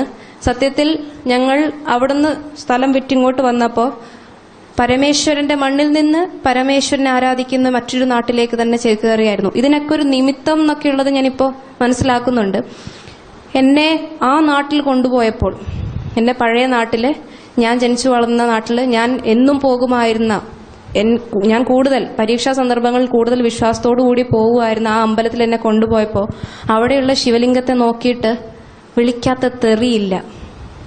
ഒരു സൈത്താനെ, ഒരു ഇബ്ലീസിനെ എങ്ങനെയൊക്കെ ചീത്ത വിളിച്ച് ഓടിക്കാമോ അതുപോലെ ഞാൻ ഓടിക്കുമായിരുന്നു. കൈകൂപ്പി തൊഴാൻ പറയുമ്പോൾ നിന്റെ മുമ്പിൽ തൊഴാൻ വന്നില്ലേ, തൊഴുതു നിൽക്കേണ്ട ഒരു അവസ്ഥ വന്നില്ലേ എനിക്ക്. ഇനി മുമ്പോട്ട് പോവില്ല. ഇനി ഞാൻ നിന്റെ മുമ്പിൽ തൊഴുതു നിൽക്കില്ല. നീ വെറും കല്ലാണ്, നീ ചീത്ത സാധനമാ, നിന്റെ മുമ്പിൽ എനിക്ക് തൊഴണ്ട എന്നും പറഞ്ഞിട്ടുണ്ട്. എന്റെ അമ്മയോട് ഞാൻ ഇതിനെക്കുറിച്ച് പറഞ്ഞു, നിങ്ങൾക്ക് നാണമില്ലേ? നിങ്ങളെപ്പോലെ സ്ത്രീകൾക്ക് നാണമില്ലേ? നിങ്ങളുടെ മതത്തിലെ സ്ത്രീകൾക്ക് നാണമില്ലേ? പുരുഷന്മാരുടെ അതിനെ ആരാധിക്കാനല്ലേ നിങ്ങൾ ഈ അമ്പലത്തിന് വരുന്നത്? മനസ്സിലായി കാണുമെന്ന് വിചാരിക്കുന്നു. കാരണം ഇങ്ങനെയാണ് എനിക്ക് കിട്ടിയിട്ടുള്ള കഥകൾ. അതിനെയല്ലേ നിങ്ങൾ ഈ ലിംഗാരാധനയെന്നും പറഞ്ഞിട്ട് പുകഴ്ത്തി നടക്കുന്നത്? നിങ്ങൾ അതിനല്ലേ? നിങ്ങൾക്ക് നിങ്ങളുടെ വീട്ടിലിരുന്നാൽ പോരെ? നിങ്ങൾക്ക് ഭർത്താക്കന്മാരുള്ളതല്ലേ? അവിടെ തന്നെ ആ ഭർത്താവിന് വലം വെച്ചാൽ പോരെ? ഇതൊക്കെ ഞാൻ പ്രയോഗിച്ച വാക്കുകളാണ്. ഇത്രയ്ക്കും നിന്ദ്യമായിട്ടുള്ള വാക്കുകൾ ഞാൻ പ്രയോഗിച്ചിരുന്നു എന്റെ ജീവിതത്തിൽ. ഞാൻ ഇങ്ങനെ അവിടെ വെച്ച് പെരുമാറിയിട്ടുണ്ടെങ്കിൽ ഇപ്പുറം ഞാൻ താമസിച്ചുകൊണ്ടിരുന്ന നാട്ടില് അമ്പലത്തില് അന്ന് എന്റെ ചേട്ടന്റെ കല്യാണ ദിവസമായിരുന്നു. താലികെട്ടിന്റെ ആ ഒരു മുഹൂർത്തം തെറ്റിപ്പോയപ്പോൾ ഒരു ക്ഷമാപണത്തിന് വേണ്ടിയിട്ട് അവിടെ പ്രതിഷ്ഠയ്ക്ക് മുമ്പിൽ ഇരുന്നൊന്ന് തൊഴുത് ക്ഷമ ചോദിക്കുന്ന ഒരു ചടങ്ങുണ്ടായിരുന്നു. ആ സന്ദർഭത്തിൽ എന്റെ അവസാനത്തെ ക്ഷേത്ര ദർശനം, അത് എന്റെ ആ ഇസ്ലാം മതം തുടങ്ങിയതിനു ശേഷം ഞാൻ ആ അമ്പലത്തിലേക്ക് പോക്ക് കുറച്ചു. ആ സന്ദർഭം വരെ എന്റെ അവസാനത്തെ ക്ഷേത്ര ദർശനമായിരുന്നു. അവിടെ ഞാൻ ആ പരമേശ്വരന്റെ മുമ്പിൽ നിന്ന് ഞാൻ പറഞ്ഞ വാക്കുകൾ ഇന്നും എന്റെ കാതില് ഇങ്ങനെ മുഴങ്ങുന്നുണ്ട്. അത്രയ്ക്കും ഇവിടെ പറയാൻ പറ്റുന്ന രീതിയിലുള്ള വാക്കുകളല്ല, അത്രയ്ക്കും നിന്ദ്യമായിട്ട് നീചമായിട്ട് അന്ന് ഞാൻ അവിടെ പരമേശ്വരനോട് പറഞ്ഞത്, ഇനി ഒരിക്കലും നിന്റെ മുമ്പിൽ നീ തന്നെയാ വിളിച്ചിരുന്നു, നിന്റെ മുമ്പിൽ തൊഴുതു നിൽക്കാൻ എന്നെ കിട്ടില്ല. നിന്റെ മുമ്പിൽ തൊഴുതു നിൽക്കുന്ന ഈ നീചന്മാരുടെ ഇടയിൽ നിന്ന് എന്റെ അച്ഛനും അമ്മയും ഞാൻ രക്ഷിക്കും, എന്റെ കുടുംബത്തെ ഞാൻ രക്ഷിക്കും. ഇവരുടെ തെറ്റിദ്ധാരണ നീക്കി, നീയല്ല ദൈവം, നിന്നെ പോലുള്ളവരല്ല ദൈവം, യഥാർത്ഥ ദൈവം എന്താണെന്നുള്ളത്, യഥാർത്ഥ ദൈവം അള്ളാഹു ആണ്, ഏകനായ അള്ളാഹു ആണ് എന്നുള്ളത് ഞാൻ പറഞ്ഞ് പഠിപ്പിച്ച് മാറ്റിയെടുക്കും എന്ന വാശിയോടുകൂടി അന്ന് അവിടെ കൈകൂപ്പി നിന്നിട്ടുണ്ട് അഭിനയത്താൽ. അത് കഴിഞ്ഞ് കുറച്ചാൾ കഴിഞ്ഞപ്പോൾ എനിക്ക് പിന്നെ ഒരു തരത്തിൽ എനിക്ക് നിൽക്കാൻ പറ്റുന്നില്ല. ഒരുമാതിരി കാഫറുകളുടെ ഇടയിൽ നിൽക്കുന്നതുകൊണ്ട്, അമുസ്ലിങ്ങളുടെ ഇടയിൽ നിൽക്കുന്നതുകൊണ്ട് ഇവർ തരുന്ന ഭക്ഷണം കഴിക്കാൻ പറ്റുന്നില്ല. അമ്മയെ കാണുമ്പോൾ തന്നെ ദേഷ്യം, അച്ഛനെ കാണുമ്പോൾ തന്നെ ദേഷ്യം. ഇനി കാത്തു നിന്നിട്ട് കാര്യമില്ല. എനിക്ക് തട്ടുകൂടാതെ പർദ്ദ ധരിക്കാതെ യഥാർത്ഥ മുസ്ലിം വനിതയായിട്ട് ജീവിക്കാനാവില്ല. ഞാൻ ഇനി എത്രയൊക്കെ നോമ്പുകൾ എടുത്താൽ പോലും എന്നെ കൊണ്ടാവില്ല. ഇനി ഞാൻ ഇസ്ലാം മതത്തെ ഇങ്ങനെ നിന്നുകൊണ്ട് എനിക്ക് പ്രചരിപ്പിക്കാനാവില്ല. ഇസ്ലാം മതം പ്രചരിപ്പിക്കണം, ദീനിലേക്ക് കൊണ്ടുവരണം. കാരണം ഞാൻ പഠിച്ചിട്ടുള്ളത്, ഒരാളെ മതത്തിലേക്ക് കൊണ്ടുവന്നാൽ 100 തവണ ഹജ്ജ് ചെയ്തതിന്റെ കൂലിയുണ്ടെന്ന, കൂലിക്ക് വേണ്ടി, സ്വർഗത്തിലേക്ക് പോകാൻ കൂലിക്ക് വേണ്ടി കാത്തു നിൽക്കുന്ന എനിക്ക് ഒരാളെ മാറ്റിയെടുക്കണം. എന്നെ കൊണ്ട് ഹജ്ജിന് പോയിട്ട് വരാനുള്ള അത്രയൊന്നും കൈമണിയൊന്നും എന്റെ കയ്യിലില്ല, കാശൊന്നും എന്റെ കയ്യിലില്ല. അപ്പൊ എനിക്ക് ചെയ്യാവുന്ന ആകെ കൂടെയുള്ള വഴി മതം പഠിപ്പിച്ചു കൊടുക്കുക, മതം പഠിപ്പിച്ചു കൊടുത്തുകൊണ്ട് ആൾക്കാരെ ഇങ്ങോട്ട് കൊണ്ടുവരിക എന്നുള്ളതായിരുന്നു. അതുകൊണ്ട് ഞാൻ തീരുമാനിച്ചു. ഉടനെ തന്നെ അതിന് വേണ്ടുന്ന കാര്യങ്ങളെല്ലാം തന്നെ നെറ്റിൽ സെർച്ച് ചെയ്തു. സുഹൃത്തുക്കളും ഒക്കെ ആയിട്ട് ബന്ധപ്പെട്ടു. അവിടെയുള്ള പള്ളിയുടെ തൊട്ടടുത്തുള്ള പള്ളിയിലേക്ക് ഒരു ദിവസം ആരും കാണാതെ വെളുപ്പാങ്കാലത്ത് പോയിട്ട് അവിടെ പള്ളി ഉസ്താദിന്റെ കയ്യിൽ നിന്ന് കടലാസം സംഘടിപ്പിച്ചു. ആരോടും പറയരുതെന്ന് അദ്ദേഹത്തോടും പറഞ്ഞു. അവിടുന്ന് പിന്നെ ഒരു അഫിഡവിറ്റ് വേണം. അഫിഡവിറ്റിന് വേണ്ടിയിട്ട് ഒരു അഡ്വക്കേറ്റിനെ കണ്ടു പരിചയപ്പെട്ട് അദ്ദേഹം എല്ലാ കാര്യങ്ങളും പറഞ്ഞു. അദ്ദേഹം മതത്തെക്കുറിച്ചിട്ട് നല്ല കാര്യമാണെന്ന് പറഞ്ഞു. ഒരു മുസ്ലിം ആയിട്ടുള്ളൊരു അഡ്വക്കേറ്റ് ആയിരുന്നു. അദ്ദേഹത്തിന് ഈ അഫിഡവിറ്റ് തരാനുള്ള റൈറ്റ് തൽക്കാലം ഇല്ല, പക്ഷേ വേറെ ആളെ പരിചയപ്പെടുത്തി തരാം എന്നൊക്കെ പറഞ്ഞിട്ട് അവിടെ അരമണിക്കൂറോളം അദ്ദേഹവും സംസാരിച്ചു. അയാളും കുറെ മതത്തെക്കുറിച്ചിട്ട് പറഞ്ഞു, എന്നെ പ്രോത്സാഹിപ്പിച്ചു. ശരി, ഇതൊക്കെ കഴിഞ്ഞ് അഫിഡവിറ്റ് കിട്ടാനുള്ള കാലയളവൊന്നും എനിക്ക് കാത്തിരിക്കാൻ പറ്റത്തില്ല. വീട്ടില് പ്രശ്നങ്ങൾ കൂടി വരാൻ തുടങ്ങി. പിന്നെ ഇവിടെ നിന്നാ ശരിയാവില്ല. ഒരു ദിവസം അങ്ങ് പോയി. ഒരു ബന്ധു വീട്ടിലേക്കാണ് പോകുന്നത്. എന്നെ ഇനി കുറച്ച് ദിവസത്തേക്ക് വിളിക്കണ്ട, എനിക്ക് കുറച്ച് മനസമാധാനം വേണം എന്ന് പറഞ്ഞുകൊണ്ട് ഞാൻ കള്ളം പറഞ്ഞു, ബന്ധു വീട്ടിലേക്കാണെന്ന് പറഞ്ഞ് കള്ളം പറഞ്ഞ് വീട്ടിൽ നിന്ന് ഇറങ്ങി. നേരെ വിട്ടത് പൊന്നാനിയിലേക്കായിരുന്നു. പൊന്നാനി, മലപ്പുറം ഇതൊക്കെ നെറ്റിൽ കണ്ടിട്ടുള്ള പരിചയമല്ലാതെ അവിടുത്തെ ആൾക്കാരുമായിട്ടോ അങ്ങനത്തെ ഒരു സ്ഥലമോ എനിക്കറിയില്ല. കൂടുതൽ ഞാൻ എവിടെയും യാത്ര ചെയ്തിട്ടുള്ളവളല്ല. ഈ ഇസ്ലാം മതം ജീവിക്കാൻ തുടങ്ങിയപ്പോൾ, ഇസ്ലാം മതത്തെക്കുറിച്ച് അറിയാൻ തുടങ്ങിയപ്പോഴത്തേക്കാണ് കൂടുതലെങ്കിലും ഞാൻ ഇതുപോലുള്ള മുസ്ലിം സുഹൃത്തുക്കളെ കാണാനൊക്കെയുള്ള യാത്ര തുടങ്ങിയത് പോലും. അതിനു മുൻപ് ഞാൻ കൂടുതൽ എങ്ങും അച്ഛനും അമ്മയും വിട്ട് നിന്നൊരാളുമല്ല. ആരും അപരിചിതമായിട്ടുള്ള ഒരു സ്ഥലത്ത് എത്തിക്കഴിഞ്ഞ് കഴിഞ്ഞാൽ അപരിചിതരായിട്ടുള്ള ആൾക്കാരെ കണ്ടു കഴിഞ്ഞാൽ പേടിച്ച് പിന്നോട്ട് പോകുന്ന ഒരാളായിരുന്നു ഞാൻ. അങ്ങനെയുള്ള ഞാൻ ഒരു കൂസലും ഇല്ലാതെ, ഒരു പരിചയം ഇല്ലാത്ത ആ നാട്ടില് വൈകുന്നേരം രാത്രിയായിരുന്നു ഞാൻ അവിടെ എത്തിയത്, ഒരു 8 മണിയോടുകൂടി. ആ രാത്രി ചുറ്റിലും മുസ്ലിംസ് മാത്രമുള്ള ആ ഏരിയയിൽ തട്ടുവിട്ടിട്ടുണ്ട്. പക്ഷെ ഒരു കണ്ടാൽ തന്നെ അറിയാം ഹിന്ദു പെൺകുട്ടിയാണ് ഇപ്പൊ അതിലെ കൂടെ പോകുന്നുള്ളതെന്നുള്ള അവർക്ക് കണ്ടാൽ മനസ്സിലാവും. അവര് പല സിഗ്നൽസും കൊടുക്കുന്നുണ്ട്. എന്നോട് പറഞ്ഞു, അവര് എന്നെ തെറ്റിദ്ധരിച്ചിട്ടാണോന്നറിയില്ല, അങ്ങനെയൊന്നും ഒറ്റയ്ക്ക് വന്നാലൊന്നും എടുക്കില്ല എന്ന്. ആ പറഞ്ഞതിന്റെ പൊരുൾ എനിക്ക് മനസ്സിലായില്ല. ഒറ്റയ്ക്ക് വന്നാൽ എടുക്കില്ല എന്ന് പറഞ്ഞപ്പോ ഓക്കെ, നിങ്ങൾ ഇങ്ങനെ ചെയ്യുന്നത് ശരിയല്ല. പരിശുദ്ധമായൊരു ദീൻ സ്വീകരിക്കാൻ വന്ന ഒരു പെൺകുട്ടിയെ, ഇസ്ലാമായി ജീവിക്കാൻ ആഗ്രഹിച്ചു വന്ന ഒരു പെൺകുട്ടിയെ ഈ രാത്രിയിൽ ഇവിടുന്ന് ഇങ്ങനെ പറഞ്ഞു വിടുന്നത് ശരിയല്ല. നാളെ രാവിലെ വരെയെങ്കിലും എനിക്കൊരു ഷെൽട്ടർ തരാൻ പാടില്ലേ? ഞാൻ നാളെ രാവിലെ പോവാം. നിങ്ങൾക്ക് എന്നെ ഒറ്റയ്ക്ക് വരുമ്പോൾ സ്വീകരിക്കാൻ പറ്റുന്നില്ലെങ്കിൽ ഞാൻ വേണ്ടുന്ന ആൾക്കാരുമായിട്ട് കൂട്ടിയിട്ട് ഞാൻ അടുത്ത പ്രാവശ്യം വരാം. പക്ഷെ ഈ രാത്രി ഞാൻ എവിടെ പോകും? എന്നെ നിങ്ങൾ എങ്ങോട്ട് പറഞ്ഞു വിടുന്നു? ഇതാണോ നിങ്ങൾ വിശ്വസിക്കുന്ന ദീൻ? ഞാൻ വിശ്വസിക്കുന്ന ദീൻ ഇങ്ങനെയല്ല എന്നെ പഠിപ്പിക്കുന്നതെന്ന് പറഞ്ഞപ്പോൾ അവർക്ക് എന്തോ വിശ്വാസം വന്നിട്ടാണോ എന്നറിയില്ല, എന്നെ അവിടെ നിന്ന് കൊണ്ടുപോയി പൊന്നാനി മൗനത്തുൽ ഇസ്ലാമിക സഭയിലേക്ക് കൊണ്ടുപോയി. അവിടെ ഞാൻ മതം പഠിക്കുവാനായിട്ട് ജോയിൻ ചെയ്തു. എൻ്റെ എല്ലാ രേഖകളും കൈമാറി. എൻ്റെ കയ്യിലുണ്ടായിരുന്ന സ്വർണ്ണാഭരണങ്ങളും എൻ്റെ വിലപിടിപ്പുള്ള സാധനങ്ങളെല്ലാം അവിടെ കൊടുത്തു. അകത്തു കൊണ്ടുപോകാൻ അവർ സമ്മതിച്ചില്ല. അതൊക്കെ അവിടെ വെച്ചിട്ട് പോകണമെന്ന് പറഞ്ഞു. അങ്ങനെ അവിടെ അകത്ത് കയറി. പിന്നെ ഞാൻ പുറം ലോകം കണ്ടിട്ടില്ല 2 മാസത്തോളം. ഞാൻ പുറം ലോകം എന്ന് പറഞ്ഞ് കാണുന്നത് അവിടുത്തെ ജനലിലൂടെയുള്ള ആകാശം മാത്രം കാണുന്നതാണ്. ആ ജനലിലൂടെ ആകാശം കാണാം. അനീഷിന് നന്നായിട്ട് അറിയാം അവിടുത്തെ അനുഭവം എന്താണെന്നുള്ളത്. പുറം ലോകം കാണിക്കില്ല. അതിനകത്തുനിന്ന് പുറത്തോട്ട് പിന്നെ വരണമെങ്കിൽ പർദ്ദ ഇട്ടേ അവർ ഇറക്കുള്ളൂ. പർദ്ദ എന്ന് പറഞ്ഞു കഴിഞ്ഞാൽ മൊത്തം മറയ്ക്കും. ചിലപ്പോൾ കണ്ണുവരെ ഇങ്ങനെ മറയ്ക്കും. ആശുപത്രി കേസുകൾ അത്രയ്ക്കും നിവൃത്തിയില്ലാത്ത സാഹചര്യങ്ങളിൽ മാത്രം ആശുപത്രിയിലേക്ക് അവർ കൊണ്ടുപോകും. അല്ലാത്ത സന്ദർഭങ്ങളിൽ അവിടെ തന്നെ നിർത്തും. ഇപ്പൊ ഇവിടെ നിങ്ങൾ ചെറിയൊരു വിഷയം വരുമ്പോഴത്തേക്ക് നിങ്ങളെ ഹോസ്പിറ്റലിലേക്ക് പൊക്കി എടുത്തു കൊണ്ടുപോകാൻ ഇവിടെ ഒരു ചിത്ര ചേച്ചിയുണ്ട്, ശ്രുതി ചേച്ചിയുണ്ട്, ഇവിടെ അശ്വതിയുണ്ട്, എത്ര പേരുണ്ട്. പക്ഷേ ആരോരുമില്ലാതെ, അച്ഛനോ അമ്മയോ ആരും തുണയില്ലാതെ, അച്ഛനും അമ്മയ്ക്ക് പോലും പരിചയമുള്ള ആൾക്കാർ പോലും ഇല്ലാത്തൊരു സ്ഥലത്ത് ഞാൻ 2 മാസത്തോളം അനുഭവിച്ച കാര്യമാണ് പറയുന്നത്. എന്നിട്ടും എന്റെ അഹങ്കാരം എന്നെ ഇസ്ലാം മതത്തിൽ നിന്ന് പിന്തിരിപ്പിച്ചില്ല കേട്ടോ. അവിടെ കിടന്ന് ഞാൻ ചക്രശ്വാസം വലിച്ചിട്ടുണ്ട് ഒരുപാട് തവണ. പക്ഷെ അവിടെയും ഇസ്ലാം സ്പിരിറ്റ് കൂട്ടിയതേ ഉള്ളൂ എന്നെ. എങ്ങനെയാണെന്നറിയാമോ? അവിടെ നിന്ന് എനിക്ക് കിട്ടിയ ക്ലാസ്സുകളിലെല്ലാം ഇസ്ലാം മതത്തെ പുകഴ്ത്തിയും ഹിന്ദു മതത്തെ നികഴ്ത്തിയുമായിരുന്നു അവർ പഠിപ്പിച്ചിരുന്നത്. ഹിന്ദു മതത്തില് കുറവുകളുണ്ട്, ഇല്ല എന്ന് ഞാൻ പറയുന്നില്ല. പക്ഷെ നമ്മളിവിടെ നമ്മുടെ സ്ഥാപനം എങ്ങനെയാ? നമ്മുടെ ആർഷവിദ്യാ സമാജം നമ്മളിൽ തന്നെ, നമ്മുടെ സമൂഹത്തിൽ തന്നെ അടിഞ്ഞുകിടക്കുന്ന തെറ്റിദ്ധാരണകളെ നീക്കി നമ്മളിൽ തന്നെ പരിവർത്തനമുണ്ടാക്കി അതുപോലെ തന്നെ തെറ്റായ ആശയങ്ങളെ തുറച്ചു മാറ്റണമെന്നാണ് നമ്മളിവിടെ പഠിപ്പിക്കുന്നത്. പക്ഷെ അവിടെ അങ്ങനെയല്ല. ഇതെല്ലാം മറച്ചു വെച്ചുകൊണ്ട്, ഇതിന്റെ കുറവുകളെല്ലാം മറച്ചു വെച്ചുകൊണ്ട് കൂടുതൽ ഇസ്ലാമിനെ കുറിച്ചിട്ട് വിശക്കുന്നുണ്ടെന്ന് അറിയാം, നന്നായിട്ടറിയാം. ഇവിടെ ഉള്ളവരൊക്കെ എന്നെ പ്രാഗിക്കൊണ്ടാണ് ഇരിക്കുന്നതെന്ന് എനിക്കറിയാം. പക്ഷെ കുറച്ച് കാര്യം കൂടെ ഞാൻ പറഞ്ഞോട്ടെ.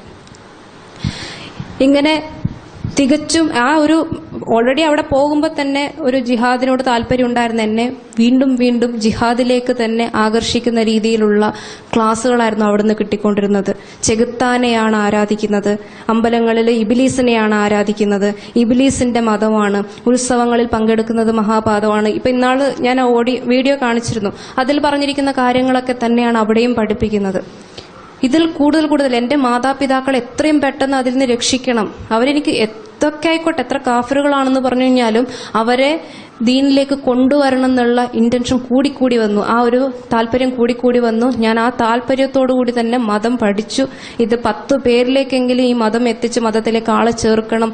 അങ്ങനെ ഞാൻ 10 തവണ ഹജ്ജ് ചെയ്തതിന്റെ കൂലി എനിക്ക് കിട്ടുമല്ലോ എന്നുള്ള സന്തോഷത്തോടെയായിരുന്നു ഇരുന്നത്. കോഴ്സ് ഏതാണ്ട് തീരാറായപ്പോഴത്തേക്ക് എന്റെ നാട്ടിലെ ഹിന്ദു സംഘടനകളെല്ലാം കൂടെ ചേർന്ന് എന്നെ ചതിച്ചു.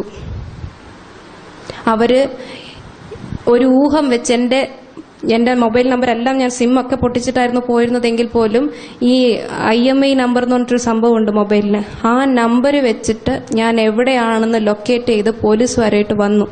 പക്ഷെ ഒരു കാരണവശാലും പൊന്നാനിയിൽ നമ്മുടെ നാട്ടിൽ നിന്നുള്ള പോലീസിനെ കയറ്റില്ല. അതങ്ങനെ ഒരു ഏരിയയും കൂടെയാണ്. പ്രശ്നങ്ങൾ ഉണ്ടാകുന്നത് കൊണ്ട് അവിടുത്തെ പൊന്നാനി പോലീസുമായിട്ട് വന്ന് എന്നെ അവിടുന്ന് കൊണ്ടുവരുന്ന നേരത്ത് 2 വണ്ടിയിലായിട്ടാണ് എന്നെ കൊണ്ടുവരുന്നത്, പനീഷ് പറഞ്ഞ പോലെ.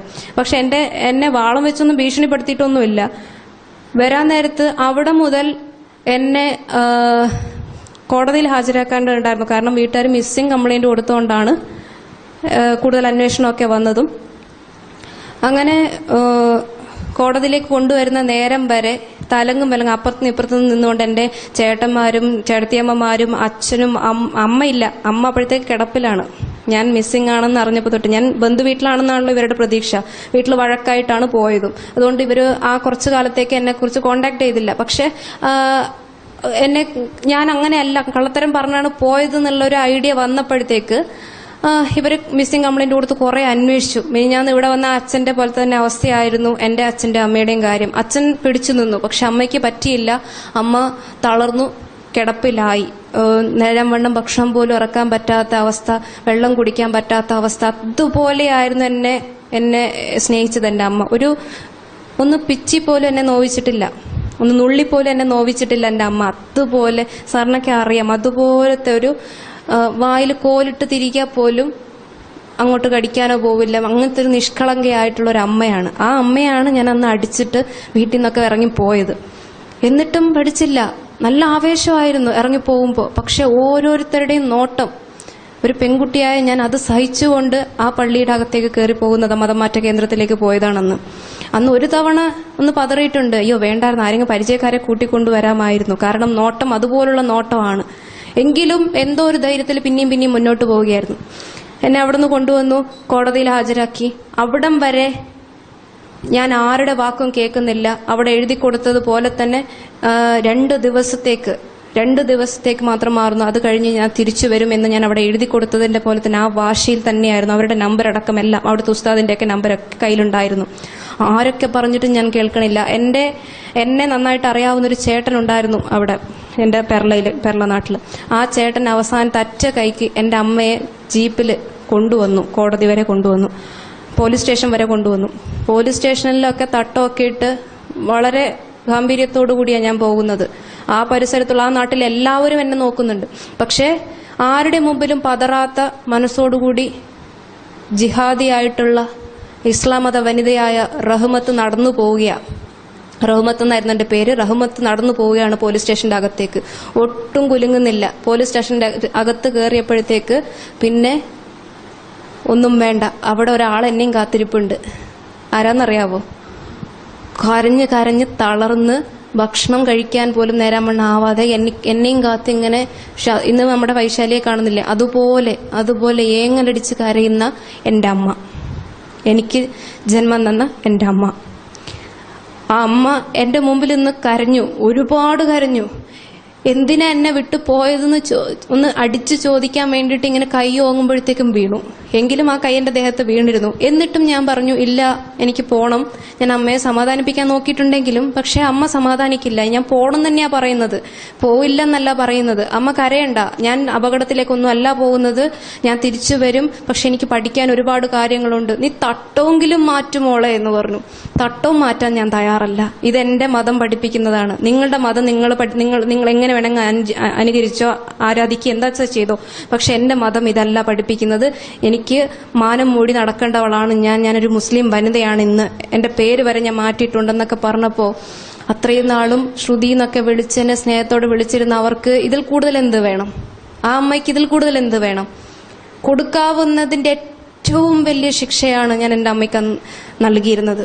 എന്റെ നല്ല പ്രായത്തിൽ ഒരമ്മയ്ക്ക് താങ്ങും തണലുമായിട്ട്, അമ്മയ്ക്കും അച്ഛനും താങ്ങും തണലുമായിട്ട് വരേണ്ട എന്റെ ആ ഒരു യൗവന കാലത്തിൽ ഞാൻ അമ്മയ്ക്ക് കൊടുത്ത വേദന അത്രയ്ക്കും വലിയ വേദനയായിരുന്നു. അപ്പോഴും തിരിച്ചറിവൊന്നുമില്ല. ശ്രുചേച്ചി നീട്ടുന്നു എന്ന് വിചാരിക്കരുത്. എന്റെ ജീവിതം ഇവിടെ ഇങ്ങനെ ഒരു സന്ദർഭത്തിൽ നിങ്ങൾക്ക് മുമ്പിൽ തുറന്നു കാണിക്കുന്നത് വ്യക്തമായൊരു താല്പര്യത്തോടു കൂടി തന്നെയാണ്. നിങ്ങളിൽ ഇനിയും മനസ്സിൽ എവിടെയെങ്കിലും ഈ മതത്തോടോ മതത്തിലെ ആൾക്കാരോടോ സഹതാപമോ അനുകമ്പയോ ഉണ്ടെങ്കിൽ അതിൽ തിരുത്തലുണ്ടാകണമെന്നുള്ള ഒരു സന്ദേശം നിങ്ങൾക്ക് തരാൻ വേണ്ടിയിട്ടാണ് ഞാനിത് പറഞ്ഞു വരുന്നത്. കോടതിയിൽ മജിസ്ട്രേറ്റിന് മുമ്പിൽ ഞാൻ 2 ദിവസത്തേക്ക് എന്റെ മാതാപിതാക്കളുടെ കൂടെ പോകാം എന്ന് പറഞ്ഞിട്ടുണ്ടെങ്കിൽ അത് ഈ അമ്മയുടെ കണ്ണീര് കൊണ്ട് മാത്രമാണ്.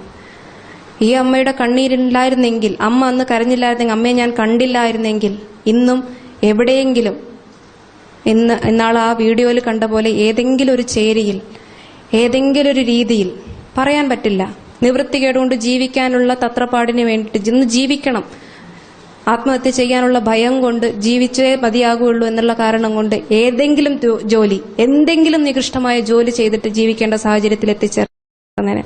പക്ഷെ ഈശ്വരൻ അമ്മയായിട്ട് ആ സമയത്ത് അവിടെ അമ്മയുടെ കണ്ണീരായിട്ട് എന്റെ മുമ്പിൽ വന്നു.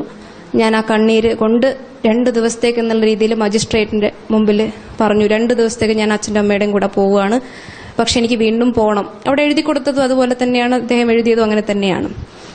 പിന്നീടുള്ള മൊമെന്റ്സ് കേൾക്കുമ്പോൾ നിങ്ങൾക്ക് രസവും അന്നത്തെ എനിക്ക് ക്രൂരതയായിരുന്നു.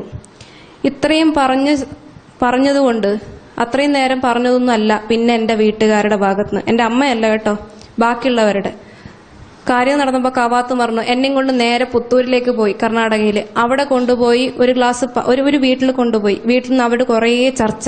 എന്നിട്ട് അവരെന്നോട് പറഞ്ഞു, ദൈവം ഉദ്ഭവിച്ചു വരുന്നത് കണ്ടിട്ടുണ്ടോ എന്ന് ചോദിച്ചു. ഞാൻ വളരെ ആവേശത്തോടു കൂടി, ഉറക്കം വരണ്ട, നല്ല കഥയാ. അപ്പോൾ ദൈവം ഉത്ഭവിച്ചു വരുന്നത് കണ്ടിട്ടുണ്ടോ എന്ന് ചോദിച്ചെന്നോട്. എന്നോട് ചർച്ച ചെയ്തുകൊണ്ടിരിക്കുക. ദൈവം ഉദ്ഭവിച്ചു വരത്തൊന്നുമല്ല, അത് നിങ്ങളുടെ പൊട്ട വിശ്വാസമാണ്. അല്ല മോളെ, നിനക്ക് ദൈവം ഉദ്ഭവിച്ചു വരുന്നത് ഞാൻ കാണിച്ചു തരാം, നാളെ രാവിലെ നീ റെഡി ആയിട്ട് നിന്നോന്ന് പറഞ്ഞു. എന്ത് സാധനം കാണിക്കാനാണ് ഇദ്ദേഹം എന്നെ കൊണ്ടുപോകുന്നതെന്ന് എനിക്കറിയില്ല. എന്തായാലും കെട്ടും കെട്ടി അവരുടെ കൂട്ടത്തിൽ എന്തായാലും പെട്ടു. ഇനി അവിടുന്ന് രക്ഷപ്പെടാൻ പറ്റത്തില്ല, ഓടാനും പറ്റത്തില്ല, ഉറപ്പാണ്. അതുകൊണ്ട് അവരുടെ കൂടെ പോയി. ഒരു വീട്ടില്, ഒരു തോട്ടത്തിന്റെ നടുക്കൊരു വീട്, ആ തോട്ടത്തിന്റെ അപ്പുറത്തെ വശത്ത് കുന്നാണ്. ആ ഒരു വീട്ടില് ചെന്ന് ഒരു ഗ്ലാസ് പാല് തന്നു. ആ പാലും കുടിച്ചിട്ട് ഒരു കുന്നിലേക്ക് എന്നെ ഓടിച്ചു കയറ്റി, വേഗം വാന്ന് പറഞ്ഞ് ഓടിച്ചു കയറ്റിയത് ഒരു ഓർമ്മയുണ്ട്. പിന്നെ അവിടെ എത്തിയപ്പോ ഒരു ഗ്ലാസ് പച്ച ജ്യൂസ് തന്നു. നല്ല നിറം അല്ലേ, പച്ച ജ്യൂസ്, പച്ച മതത്തിലുള്ളവർക്ക് പച്ച ജ്യൂസ്. ഞാൻ കുടിക്കാൻ തുടങ്ങിയപ്പോഴാണ് അറിയുന്നത് ആര്യവേപ്പിലയുടെ ജ്യൂസാണ് സംഭവം. ഒരു തുള്ളി ഇറക്കിയപ്പോ തന്നെ ഞാൻ ചേട്ടന്റെ മുഖത്തേക്ക് നോക്കി. ചേട്ടൻ ഒന്ന് കുടിച്ചോ, ധൈര്യമായിട്ട് കുടിച്ചോ, ഒരു പ്രശ്നവും ഇല്ല, നിനക്ക് കൈവിഷം കയറിയിട്ടുണ്ടോ എന്ന് അറിയാൻ വേണ്ടിയിട്ടാണ്, നീ കുടിച്ചോ എന്നും പറഞ്ഞ് 3 ഗ്ലാസ് ഒറ്റയടിക്ക് എന്നെ കുടിപ്പിക്കുകയാണ്. കാര്യമായിട്ട് എന്നെ കുടിപ്പിച്ചു. ഈ പാലും കുടിച്ചിട്ട് അതിലെന്താണ്ടൊക്കെ ചേർത്തിട്ടുണ്ടായിരുന്നു എനിക്കറിയില്ല. അതും കുടിച്ച് ഈ കുന്നിലേക്ക് ഓടി കയറിയിട്ട് ഞാൻ നോക്കിയപ്പോ കുറെ ആൾക്കാർ, അതിൽ ഞാൻ വിശ്വസിക്കുന്ന മതത്തിലെ ആൾക്കാരുണ്ട്. അത് കണ്ടപ്പോ എനിക്ക് സമാധാനമായി. ഓ, എന്റെ ആങ്ങളാരപ്പുറത്തുണ്ട്, അവരും ഛർദ്ദിക്കുന്നുണ്ടല്ലോ, ഇക്കമാരുണ്ട്, പിന്നെ ഇഞ്ഞമാരുണ്ട് കുറെ. അപ്പൊ പിന്നെ ഇതെന്തായാലും വേറെന്തോ ആയിരിക്കില്ല എന്നുള്ള വിശ്വാസത്തോടു കൂടി കുടിച്ചു. കുറച്ച് കഴിഞ്ഞപ്പോൾ തുടങ്ങി ഛർദ്ദിക്കാൻ. എന്താ കുറേ ഛർദ്ദിച്ചു. അത്രയും കാലം എനിക്ക് കഫക്കെട്ടിന്റെ പ്രശ്നം ഉണ്ടായിരുന്നു. ഈ ഛർദ്ദിച്ചപ്പോ ഒരു ഗുണമുണ്ടായി, അകത്ത് അടിഞ്ഞു കിടന്നിരുന്ന കഫമൊക്കെ അങ്ങ് പോയി. അപ്പൊ ഈ കഫം ഇങ്ങനെ അടിഞ്ഞു കിടന്നിട്ട് ഈ ഇതിന്റെ കെമിക്കൽ റിയാക്ഷൻ കൊണ്ട് ആണെന്ന് തോന്നുന്നു ആ കഫമൊക്കെ അടിഞ്ഞു കിടന്നൊരു വെളുത്ത പഞ്ഞിക്കെട്ട് പോലെ എന്തോ സാധനമായി അതവിടെ കിടക്കുക. അപ്പൊ കുറെ ഹവ്യക്കാര് എവിടെ നിന്നാണെന്ന് അറിയാൻ പാടില്ല ഓടി വന്നിട്ട് പറയും, കണ്ടോ എത്ര വലിയ കൈവിഷ കൊടുത്തിരുന്നത്, ഫോട്ടോ എടുക്കല. ഞാൻ ഛർദ്ദിച്ചതിന്റെ ഫോട്ടോ എടുക്കേ, എന്റെ ഫോട്ടോ എടുത്താലും വേണ്ടിയില്ല, പക്ഷെ ഞാൻ ഛർദ്ദിച്ചിട്ടിരിക്കണ സാധനത്തിന്റെ ഫോട്ടോ എടുക്കേ. ഇത് പ്രാന്താണ് ഇവർക്കെന്ന് വിചാരിച്ചിട്ടുണ്ട്. അന്ന് അവിടുന്ന് ആ കുന്നിറങ്ങി വരുമ്പോൾ ഞാനൊരു കാര്യം തീരുമാനിച്ചു, 2 ദിവസം കഴിയുമ്പോൾ ഇവരെന്നെ വിടും. ഇവരെ വിട്ടാ പിന്നെ എന്റെ പൊടി പോലും ഞാൻ കാണിക്കുകയില്ല. കാരണം ഇതുപോലെ എന്നെ ശിക്ഷിച്ചതിന് അമ്മയോട് തോന്നിയ കനിവ് കൊണ്ട് എന്നെ ഇവിടെ കൊണ്ടുവന്നപ്പോ അമ്മ അപ്പുറത്ത് ഇപ്പുണ്ട്. അപ്പൊ അമ്മയോടും ദേഷ്യമായിരുന്നു. ഒരു സഹതാപം തോന്നിയതിന്റെ പേരിൽ എന്നെ ഇത്രയ്ക്കും ശിക്ഷിക്കണമായിരുന്നു എന്ന് ഞാൻ അമ്മയുടെ മുഖത്ത് നോക്കി കണ്ണുറ്റി പേടിപ്പിച്ചിട്ടുണ്ട്. കേൾക്കുമ്പോൾ നല്ല തമാശയായിട്ട് ഞാൻ തമാശയായിട്ട് അവതരിപ്പിക്കുന്നതാണെങ്കിലും അന്നത്തെ എന്റെ സിറ്റുവേഷൻ അത്രയ്ക്ക് പത്തറ്റിക് ആയിരുന്നു. അവിടുന്നും പിന്നെ എന്നെ വെറുതെ വിടുന്നില്ല, എന്നെ വണ്ടിയിൽ തൂക്കിയിട്ട് കൊണ്ടുപോവുക. ദൈവം ഉദ്ഭവിച്ച് കണ്ടല്ലോ. ഇനി ആ ദൈവത്തിന്റെ കൂടെ സംസാരിക്കാനായിട്ടാണോന്ന് അറിയത്തില്ല, എന്നെ കൊണ്ടുപോകാൻ പോവുക. ആ ദൈവത്തിനോട് സംസാരിക്കണ്ടേന്നും പറഞ്ഞിട്ടാണ് പിന്നെ കൊണ്ടുപോകല്. എന്ത് മാരണമെന്ന് ആയിക്കോട്ടെ, 2 ദിവസം കഴിയുമ്പോൾ ഇവരെന്തായാലും എന്നെ വെറുതെ വിടും എന്നുള്ളൊരു പ്രതീക്ഷയോടുകൂടി ഞാൻ ആ വണ്ടിയിൽ കയറി യാത്ര ചെയ്തു. കാഞ്ഞങ്ങാട് എത്തിയപ്പോഴത്തേക്ക് എനിക്ക് സംഭവം പിടികിട്ടി. ഇവരെന്നെ സംസാരിപ്പിക്കാൻ കൊണ്ടുപോവുകയല്ല, ഇവർ വേറെ എവിടെയൊക്കെയോ കൊണ്ടുപോവാണ്. വണ്ടിയിലിരുന്ന് ഞാൻ ബഹളമായി. ചേട്ടനോട് ചോദിച്ചു, എന്നെ സത്യം പറയണം, എന്നെ എങ്ങോട്ടാ കൊണ്ടുപോകുന്നതെന്നുള്ളത്. അന്ന് പറഞ്ഞു, നിന്നെ എറണാകുളത്തേക്ക് കൊണ്ടുപോവാണ്, അവിടെ ഈ കേസ് ഇവിടെ തീരുന്നില്ല, മിസ്സിംഗ് കംപ്ലൈന്റ് ആയതുകൊണ്ട് അവിടെ നീ റിപ്പോർട്ട് ചെയ്യണം, ഹൈക്കോടതിയിൽ റിപ്പോർട്ട് ചെയ്യേണ്ടതാണ്, അവിടെ നിന്നെ ഹാജരാക്കേണ്ടതാണെന്ന് പറഞ്ഞു. വെറുതെ അല്ല മോളെ നിന്നെ ഞാൻ പറ്റിച്ചത്, ഞാൻ അനുഭവിച്ചോ നീയും അനുഭവിക്കണം. അങ്ങനെ അവിടെ അപ്പൊ ആ പ്രതീക്ഷയിലായി പിന്നീടുള്ള വരവ്. പക്ഷെ ഇടയ്ക്ക് എപ്പോഴോ സംഭാഷണത്തിൽ കിട്ടി, എന്നെ കൗൺസിലിങ്ങിനാണ് കൊണ്ടുവരുന്നത്, എന്നോട് സംസാരിക്കാനാണ് കൊണ്ടുവരുന്നത്. എന്നെ എറണാകുളത്തുള്ള ഹിന്ദു ഹെൽപ്പ് ലൈൻ ഓഫീസിലെത്തിച്ചു. അവിടെ എന്നോട് 2 പേര് സംസാരിച്ചു, ഒരു അഡ്വക്കേറ്റ് പിന്നെ ഒരു ബിസിനസ് പേഴ്സൺ. അദ്ദേഹമൊക്കെ സംസാരിച്ചു. കള്ളപ്പേരിലൊക്കെയാണ് എന്നോട് സംസാരിക്കുന്നത്. കാരണം അവർക്കറിയാം ജിഹാദിന്റെ ആളായിട്ടുണ്ട് ഞാൻ. അവരുടെ കയ്യിലേക്ക് കിട്ടിയ ഇൻഫർമേഷൻ കുറച്ച് കള്ളത്തരമൊക്കെ ഉണ്ടായിരുന്നു, ഞാൻ ഏതോ സംഘടനയുടെ ഭാഗമാണെന്നൊക്കെയാ. പക്ഷെ സംഘടനയുടെ ഭാഗമായിട്ടില്ല, പക്ഷെ ജിഹാദ് ഒരു മൈൻഡ് ഉണ്ട് എനിക്ക്, മതം മാറ്റിയെടുക്കണം എല്ലാവരെയും എന്നുള്ളൊരു മൈൻഡ് ഉണ്ടായിരുന്നു.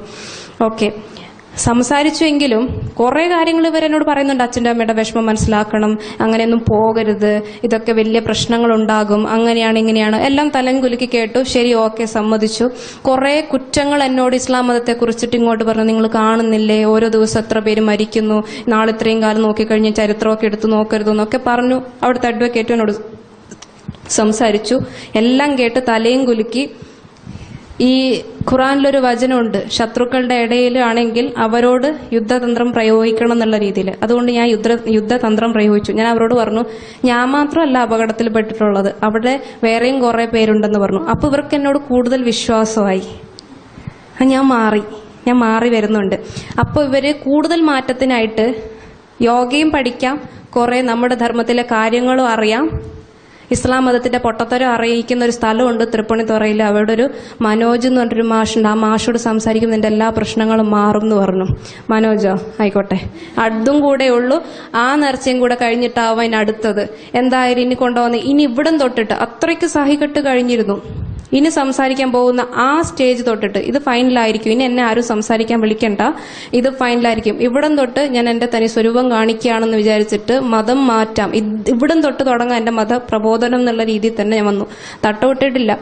തട്ടം ഇവിടെ വന്നതിന് ശേഷം സാറിന്റെ മുമ്പിൽ വരുമ്പോഴാണ് ഞാൻ തട്ടമിട്ട് വരുന്നത്. കാരണം എന്റെ ഉദ്ദേശം അതാണല്ലോ.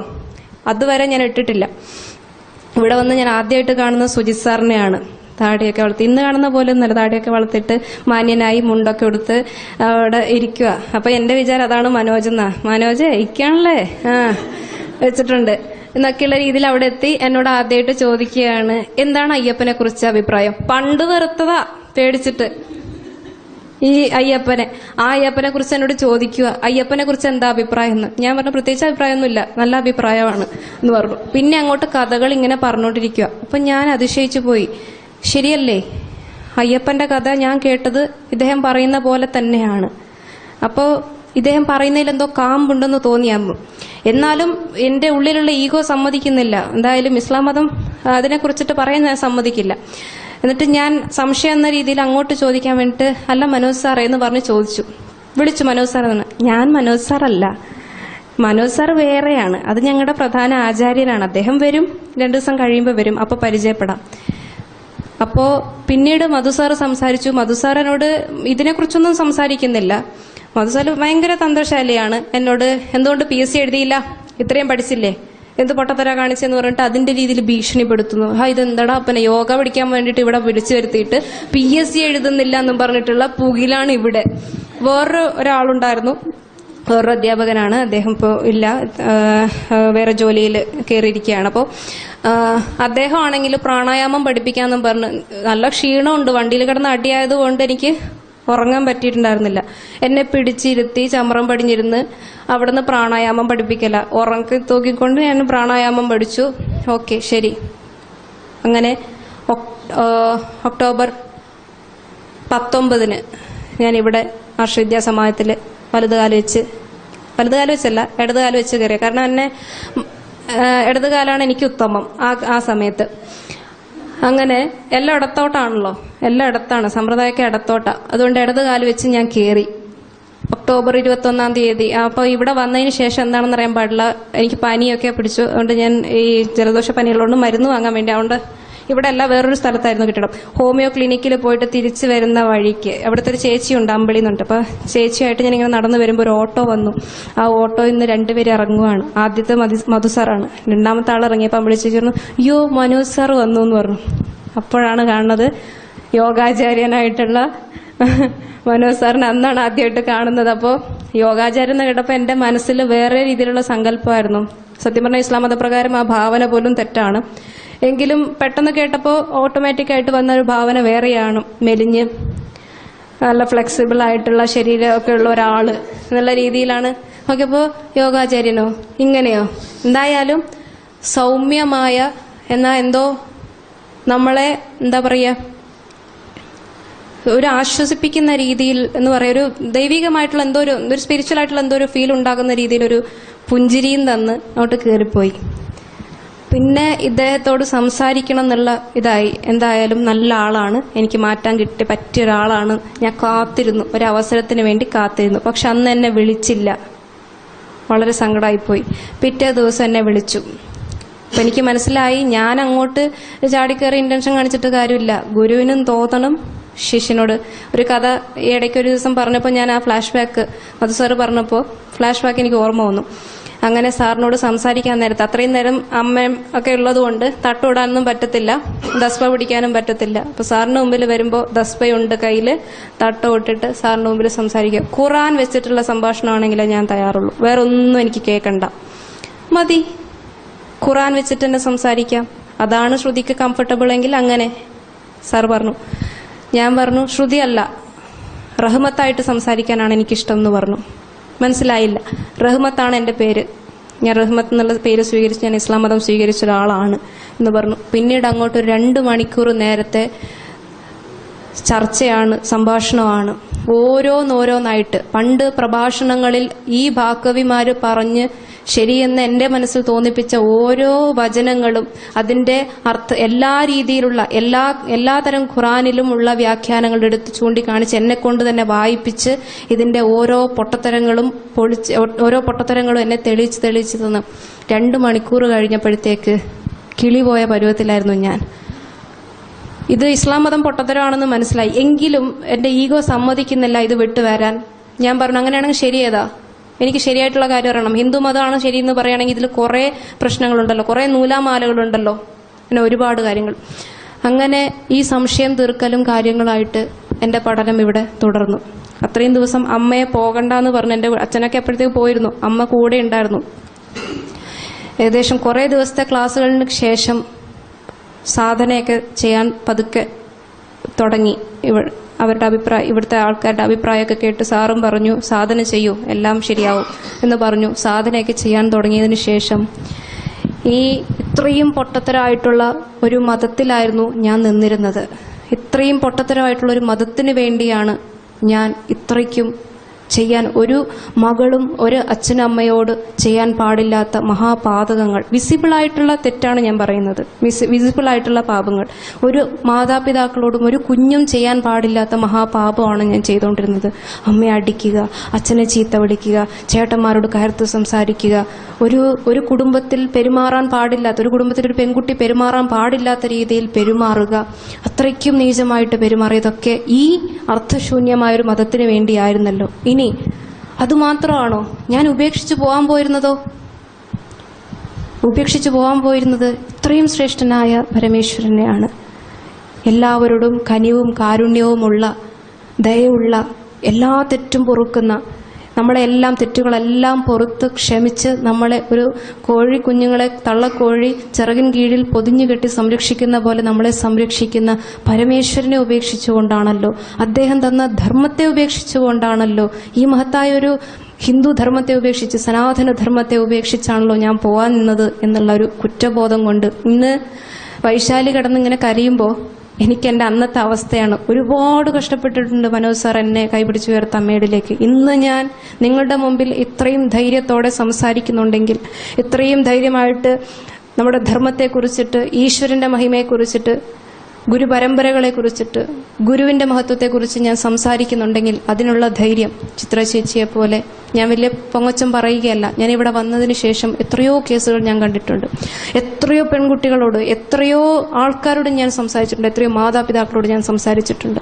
ഇതിൻ്റെയൊക്കെ കഴിവെനിക്ക് ലഭിച്ചിട്ടുണ്ടെങ്കിൽ അത് നമ്മുടെ ഗുരുനാഥൻ മനോജ് സാർ നൽകിയ ഈ ആധ്യാത്മിക ശാസ്ത്രം എന്നുള്ള കോഴ്സ്, അതിലെ അറിവുകൾ, സാധന, പഠിപ്പിച്ചു തന്ന സാധന, അതിലൂടെയുള്ള ഈശ്വരീയ അനുഭവങ്ങൾ മാത്രമാണ്. ഇനി നേരത്തെ ലക്ഷ്മി സൂചിപ്പിച്ച പോലെ തന്നെ, ലക്ഷ്മി പറഞ്ഞപ്പോൾ ഞാൻ എൻ്റെ തന്നെ ശബ്ദം ഓർത്തു പോവുകയാണ്. ഈ തെറ്റ് തിരിച്ചറിഞ്ഞപ്പോൾ ഇനി എന്ത് എന്നുള്ളൊരു ചോദ്യം, ഇനി എന്താ തീരുമാനം എന്നുള്ള ചോദ്യം ഞാൻ പതുക്കെ റിക്കവറായി വന്നപ്പോൾ മനോജ് സാർ എന്നോട് ചോദിച്ചു, ഇനി എന്താ തീരുമാനം, വീട്ടിലേക്ക് തിരിച്ചു പോകാനാണോ? മാതാപിതാക്കൾ വിളിക്കല്ലേ, അപ്പോൾ എന്താ ചെയ്യുക? മാതാപിതാക്കൾ അപ്പോഴത്തേക്ക് ഒന്ന് മാറി വന്നു എന്നാകുമ്പോഴത്തേക്ക് പിന്നെ കവാത്ത് മറന്ന് എല്ലാം മറന്ന് പിന്നെ ഇതൊന്നും വേണ്ട. അന്ന് കൊണ്ടുവരാൻ നേരത്ത് സാറിനോട് പറഞ്ഞാണ്, കരഞ്ഞു കാല് പിടിച്ച് എൻ്റെ കുഞ്ഞിനെ എങ്ങനെയെങ്കിലും ശരിയാക്കി താന്ന് പറഞ്ഞ അച്ഛനും അമ്മയാണ്. ഒന്ന് മാറി വന്നപ്പോഴത്തേക്ക് പിന്നെ ഇവിടുന്ന് കൊണ്ടുപോകാനുള്ള തിടുക്കമാണ്. പക്ഷേ ഒരു തരത്തിലും എനിക്ക് എൻ്റെ മനസ്സ് അനുവദിക്കുന്നില്ല ഇവിടുന്ന് പോകാൻ. ഞാൻ സാറിനോട് അന്ന് പറഞ്ഞു, ഞാൻ ഇസ്ലാമിൽ നിന്നപ്പോൾ ആ തെറ്റായ ആശയത്തിന് വേണ്ടി ഉറച്ചു നിന്നൊരു വ്യക്തിയാണ്. അത് തെറ്റാണെന്ന് തിരിച്ചറിഞ്ഞിട്ടല്ല. എന്നിട്ട് ഇതൊക്കെ എല്ലായിടത്തും എത്തിക്കണം, എല്ലാ മനുഷ്യരിലേക്ക് എത്തിക്കണം, കുറേ പേരെ ദീനിലേക്ക് കൊണ്ടുവരണം എന്നൊക്കെ ആഗ്രഹിച്ചിരുന്ന ഒരാളാണ് ഞാൻ. ഇന്ന് അത് തെറ്റാണെന്ന് തിരിച്ചറിഞ്ഞ് ശരി എന്താണെന്ന് തിരിച്ചറിയുമ്പോൾ ആ ശരിക്ക് വേണ്ടി ഞാൻ ഉറച്ചു നിന്നില്ലെങ്കിൽ ഞാൻ എന്തിനു മനുഷ്യനായി ജീവിക്കണം? വല്ല പാമ്പിൻ്റെയോ ഇല്ലെങ്കിൽ ഏതെങ്കിലും രോഗം വന്നോ കിടന്ന് ചാവുന്നതിനേക്കാൾ നല്ലത് ശ്രേഷ്ഠമായിട്ടുള്ള എന്തെങ്കിലും ഈ ലഭിച്ചിരിക്കുന്ന മനുഷ്യജന്മം കൊണ്ട് ചെയ്തിട്ട് പോകുന്നതാണ് എനിക്ക്. അതിനുവേണ്ടി ഞാൻ എൻ്റെ ജീവിതം തന്നെ മുന്നോട്ട് വയ്ക്കാൻ തയ്യാറാണ്. പക്ഷേ പെൺകുട്ടികൾ എന്നുള്ള നിലയ്ക്ക് സാർ എന്നെ ഒരുപാട് നിരുത്സാഹപ്പെടുത്തി. ഒരു പെൺകുട്ടി എന്ന നിലയ്ക്ക് ഒരുപാട് ലിമിറ്റേഷൻസ് ഉണ്ട് മോളെ. എൻ്റെ ദൗത്യം പൂർത്തീകരിക്കാൻ, എൻ്റെ ഈ പ്രസ്ഥാനത്തിലേക്ക് നിന്നെ സ്വാഗതം ചെയ്യുന്നതിൽ എനിക്ക് ഒരു മടി ഉണ്ടായിട്ടല്ല. പക്ഷേ നീ ഒരു പെൺകുട്ടിയാണ്, നിനക്ക് ഒരുപാട് ലിമിറ്റേഷൻസ് ഉണ്ട്. നിന്റെ മാതാപിതാക്കളോടുള്ള നിന്റെ കടമ നിർവഹിക്കേണ്ടതാണ്, ഒരുപാട് കാര്യങ്ങളുണ്ട്. അവർക്ക് നിന്നെക്കുറിച്ചൊരു, നീ വിവാഹം കഴിഞ്ഞൊരു കുടുംബമായിട്ട് ജീവിക്കണം എന്നുള്ള ആഗ്രഹം ഉണ്ടാവും. എല്ലാം അദ്ദേഹം എന്നോട് പറഞ്ഞു. പക്ഷേ ഞാൻ അദ്ദേഹത്തോട് പറഞ്ഞു, വിവാഹം എന്നത് എൻ്റെ ചിന്തയിലില്ല, അത് പണ്ടും ഉണ്ടായിട്ടുള്ളതല്ല. ഞാൻ ഇസ്ലാം മതത്തിലായിരുന്നപ്പോൾ അവിടെ സന്യാസമൊന്നും പറഞ്ഞിട്ടില്ലാത്തതുകൊണ്ട്, പെണ്ണുങ്ങൾക്ക് സന്യാസം പറഞ്ഞിട്ടില്ലാത്തതുകൊണ്ട് അന്ന് ഞാൻ തയ്യാറെടുത്തിട്ടുണ്ടാകാം അതിന്. അത് അള്ളാഹുവിൽ നിന്നുള്ള കൂലി കിട്ടാൻ വേണ്ടിയിട്ടായിരിക്കാം. പക്ഷേ ഇന്ന് അതിൽ നിന്ന് വിട്ടു നിൽക്കുന്ന എനിക്ക്, ശരിയിലെ പക്ഷത്ത് നിൽക്കുമ്പോൾ എനിക്ക് വൈവാഹിക ജീവിതം വേണമെന്നുള്ള താല്പര്യമൊന്നുമില്ല, എനിക്ക് വിവാഹം വേണ്ട. ഞാൻ എൻ്റെ ജീവിതം പൂർണ്ണമായിട്ടും ഈ പ്രസ്ഥാനത്തിന് വേണ്ടിയിട്ട്, നമ്മുടെ ആശയം എല്ലായിടത്തും എത്തിക്കാൻ വേണ്ടിയിട്ട് അങ്ങയുടെ കൂടെ, അങ്ങയുടെ നിഴല് പോലെ അങ്ങയുടെ മറ്റു ശിഷ്യന്മാർ, ഇപ്പം മധു സാറായിട്ടും സുജിത് സാറായിട്ടും അനിൽ സാറായിട്ടും അങ്ങനെയുള്ള ഓരോ ശിഷ്യന്മാരും അങ്ങയുടെ നിഴല് പോലെ എങ്ങനെ കൂടെ നടക്കുന്നുവോ അവരിലൊരാളായിക്കൊണ്ട് അങ്ങേ നിഴല് പോലെ പിന്തുടരണം എന്നാണ് എൻ്റെ ആഗ്രഹം. അങ്ങയുടെ കാൽപാദങ്ങൾ പിന്തുടർന്നുകൊണ്ട് അങ്ങയോടൊപ്പം വരണം എന്നാണ് ആഗ്രഹം. അങ്ങ് ഈ ധർമ്മം പ്രചരിപ്പിക്കുവാൻ വേണ്ടിയിട്ട്, ഈ ധർമ്മം എല്ലായിടത്തും എത്തിക്കുവാൻ വേണ്ടിയിട്ട്, അങ്ങയുടെ ദൗത്യം പൂർത്തീകരിക്കുവാൻ വേണ്ടിയിട്ട് അങ്ങ് ചെയ്യുന്ന കർത്തവ്യങ്ങളിൽ അങ്ങയുടെ ഒപ്പം തന്നെ നിൽക്കാനാണ് എൻ്റെ ആഗ്രഹം. ഒരിക്കലും എന്നെ തടുക്കരുത് എന്ന് പറഞ്ഞ് ഞാൻ ഉറച്ച തീരുമാനം എടുത്തിട്ടാണ് വന്നത്. ഒരുപാട് ഒബ്സ്റ്റക്കിൾസ് ഉണ്ട് എൻ്റെ മുമ്പിൽ ഇന്നും. ആ ഒബ്സ്റ്റക്കിൾസിനെയൊക്കെ കണ്ടില്ല എന്ന് നടിച്ചുകൊണ്ട് മുമ്പോട്ട് നിൽക്കുന്നത് എൻ്റെ അച്ഛനും അമ്മയും അന്ന് ഒഴുക്കിയ കണ്ണുനീരിന് ഞാൻ പ്രായശ്ചിത്തം ചെയ്യും എന്നുള്ള ഉറച്ച തീരുമാനത്തോടെയായിരുന്നു. ഇപ്പോഴും അതെ. അന്ന് എൻ്റെ അച്ഛനും അമ്മയും ഒഴുക്കിയ കണ്ണീരിൻ്റെ അതിനുള്ള പ്രായശ്ചിത്തത്തിനായിട്ട് ഞാൻ ഒരുപാട് മാതാപിതാക്കളുടെ കണ്ണീരൊപ്പിയിട്ടുണ്ട്. ഈ 4 വർഷത്തിനിടയ്ക്ക് ഒന്നും രണ്ടും ഒന്നുമല്ല, ഒരുപാട് ഇപ്പൊ തന്നെ ഇവിടെ തന്നെ എത്രയോ കുട്ടികളുണ്ട്. അവരുടെയൊക്കെ മാതാപിതാക്കളുടെ, അവരുടെയൊക്കെ കണ്ണുനീര്, എല്ലാവരെയും ശരിയുടെ ദിശയിലേക്ക് കൊണ്ടുവരാൻ, വിളിക്കാൻ ഞാൻ മുന്നോട്ട് വന്നത്. എൻ്റെ ജീവിതത്തിൽ അങ്ങനെ ഒരു സാഹചര്യം വന്നു പോയി എന്നുള്ളത് കൊണ്ട് ഞാൻ ഇന്നതിനെ പ്രാകുന്നൊന്നുമില്ല. എനിക്ക് അങ്ങനത്തെ ഒരു അബദ്ധം പറ്റിപ്പോയല്ലോ എന്നുള്ളത് ഞാൻ പ്രാകാൻ ആഗ്രഹിക്കുന്നില്ല. കാരണം അങ്ങനെ ഒന്ന് എൻ്റെ ജീവിതത്തിൽ വന്നതുകൊണ്ട് ഇന്ന് എനിക്ക് മനോജ് സാറിനെ അറിയാം, പ്രസ്ഥാനത്തെ അറിയാം, നിങ്ങൾ ഓരോരുത്തരെയും അറിയാം. ഇവിടെ പഠിച്ചു പോയ കുട്ടികളെയും അവരിലേക്കും ഈ ആശയങ്ങളൊക്കെ എത്തിക്കാനുള്ള ഒരു ഉദ്യമത്തിലേക്ക് എൻ്റെ ജീവിതം തന്നെ മുന്നോട്ട് വയ്ക്കാൻ എനിക്ക് സാധിച്ചിട്ടുണ്ട്. ഇനിയും എവിടെ മതപരിവർത്തനം നടക്കുന്നുണ്ടെങ്കിലും, എവിടെ നമ്മുടെ സനാതന ധർമ്മത്തിൽ നിന്ന് അകന്നു പോകുന്നവരുണ്ടെങ്കിൽ അവരെ തിരിച്ചു കൊണ്ടുവരുന്ന പ്രവർത്തനത്തിൽ മുന്നോട്ട് പോകാൻ തന്നെയാണ് എൻ്റെ ആഗ്രഹം. അതിന് നിങ്ങളും എന്നോടൊപ്പം ഉണ്ടാകണം എന്നുള്ളതാണ്. എന്നോടൊപ്പം മാത്രമല്ല, ഞങ്ങൾ എല്ലാവരോടൊപ്പം ഉണ്ടാകണം എന്നാണ് ആഗ്രഹം. കൂടുതൽ ദീർഘിപ്പിക്കുന്നില്ല. ഇപ്പൊ തന്നെ പലരുടെയും പ്രാക്ക് എനിക്ക് ഇവിടെ കേൾക്കാം.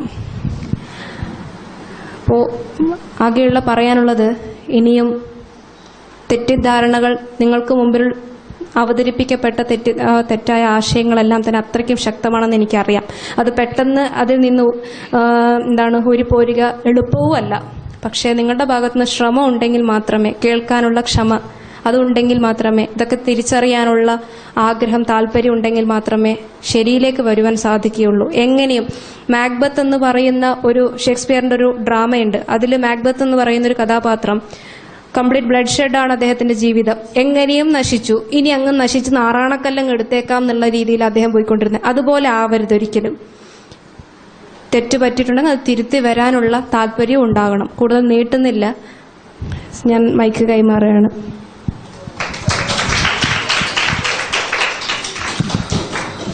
ഇനി വൈശാലിയാണ് പറയാനുള്ളത്. വൈശാലി പിന്നീട് പറയണം കേട്ടോ. പിന്നീട് നമ്മുടെ പ്രിപ്പയർ ആയിട്ട് പറയണം. വേറെ ആരൊക്കെ ഇനിയുള്ളത്? ലക്ഷ്മിയൊക്കെ പറഞ്ഞല്ലേ?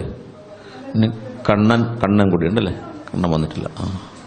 കണ്ണൻ സ്മിത വരുമ്പോൾ പറയാം. ശരി, നമുക്ക് ഇപ്പോഴത്തേക്ക് ഈ സെഷൻ അവസാനിപ്പിക്കാം. ഓം നമഃ ശിവായ. ഓം നമഃ ശിവായ.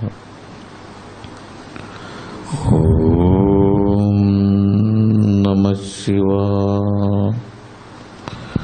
ലോകാ സമസ്താ സുഖിനോ ഭവന്തു. ലോകാ സമസ്താ സുഖിനോ ഭവന്തു. ലോകാ സമസ്താ സുഖിനോ ഭവന്തു. ഓം ശാന്തി ശാന്തി ശാന്തി.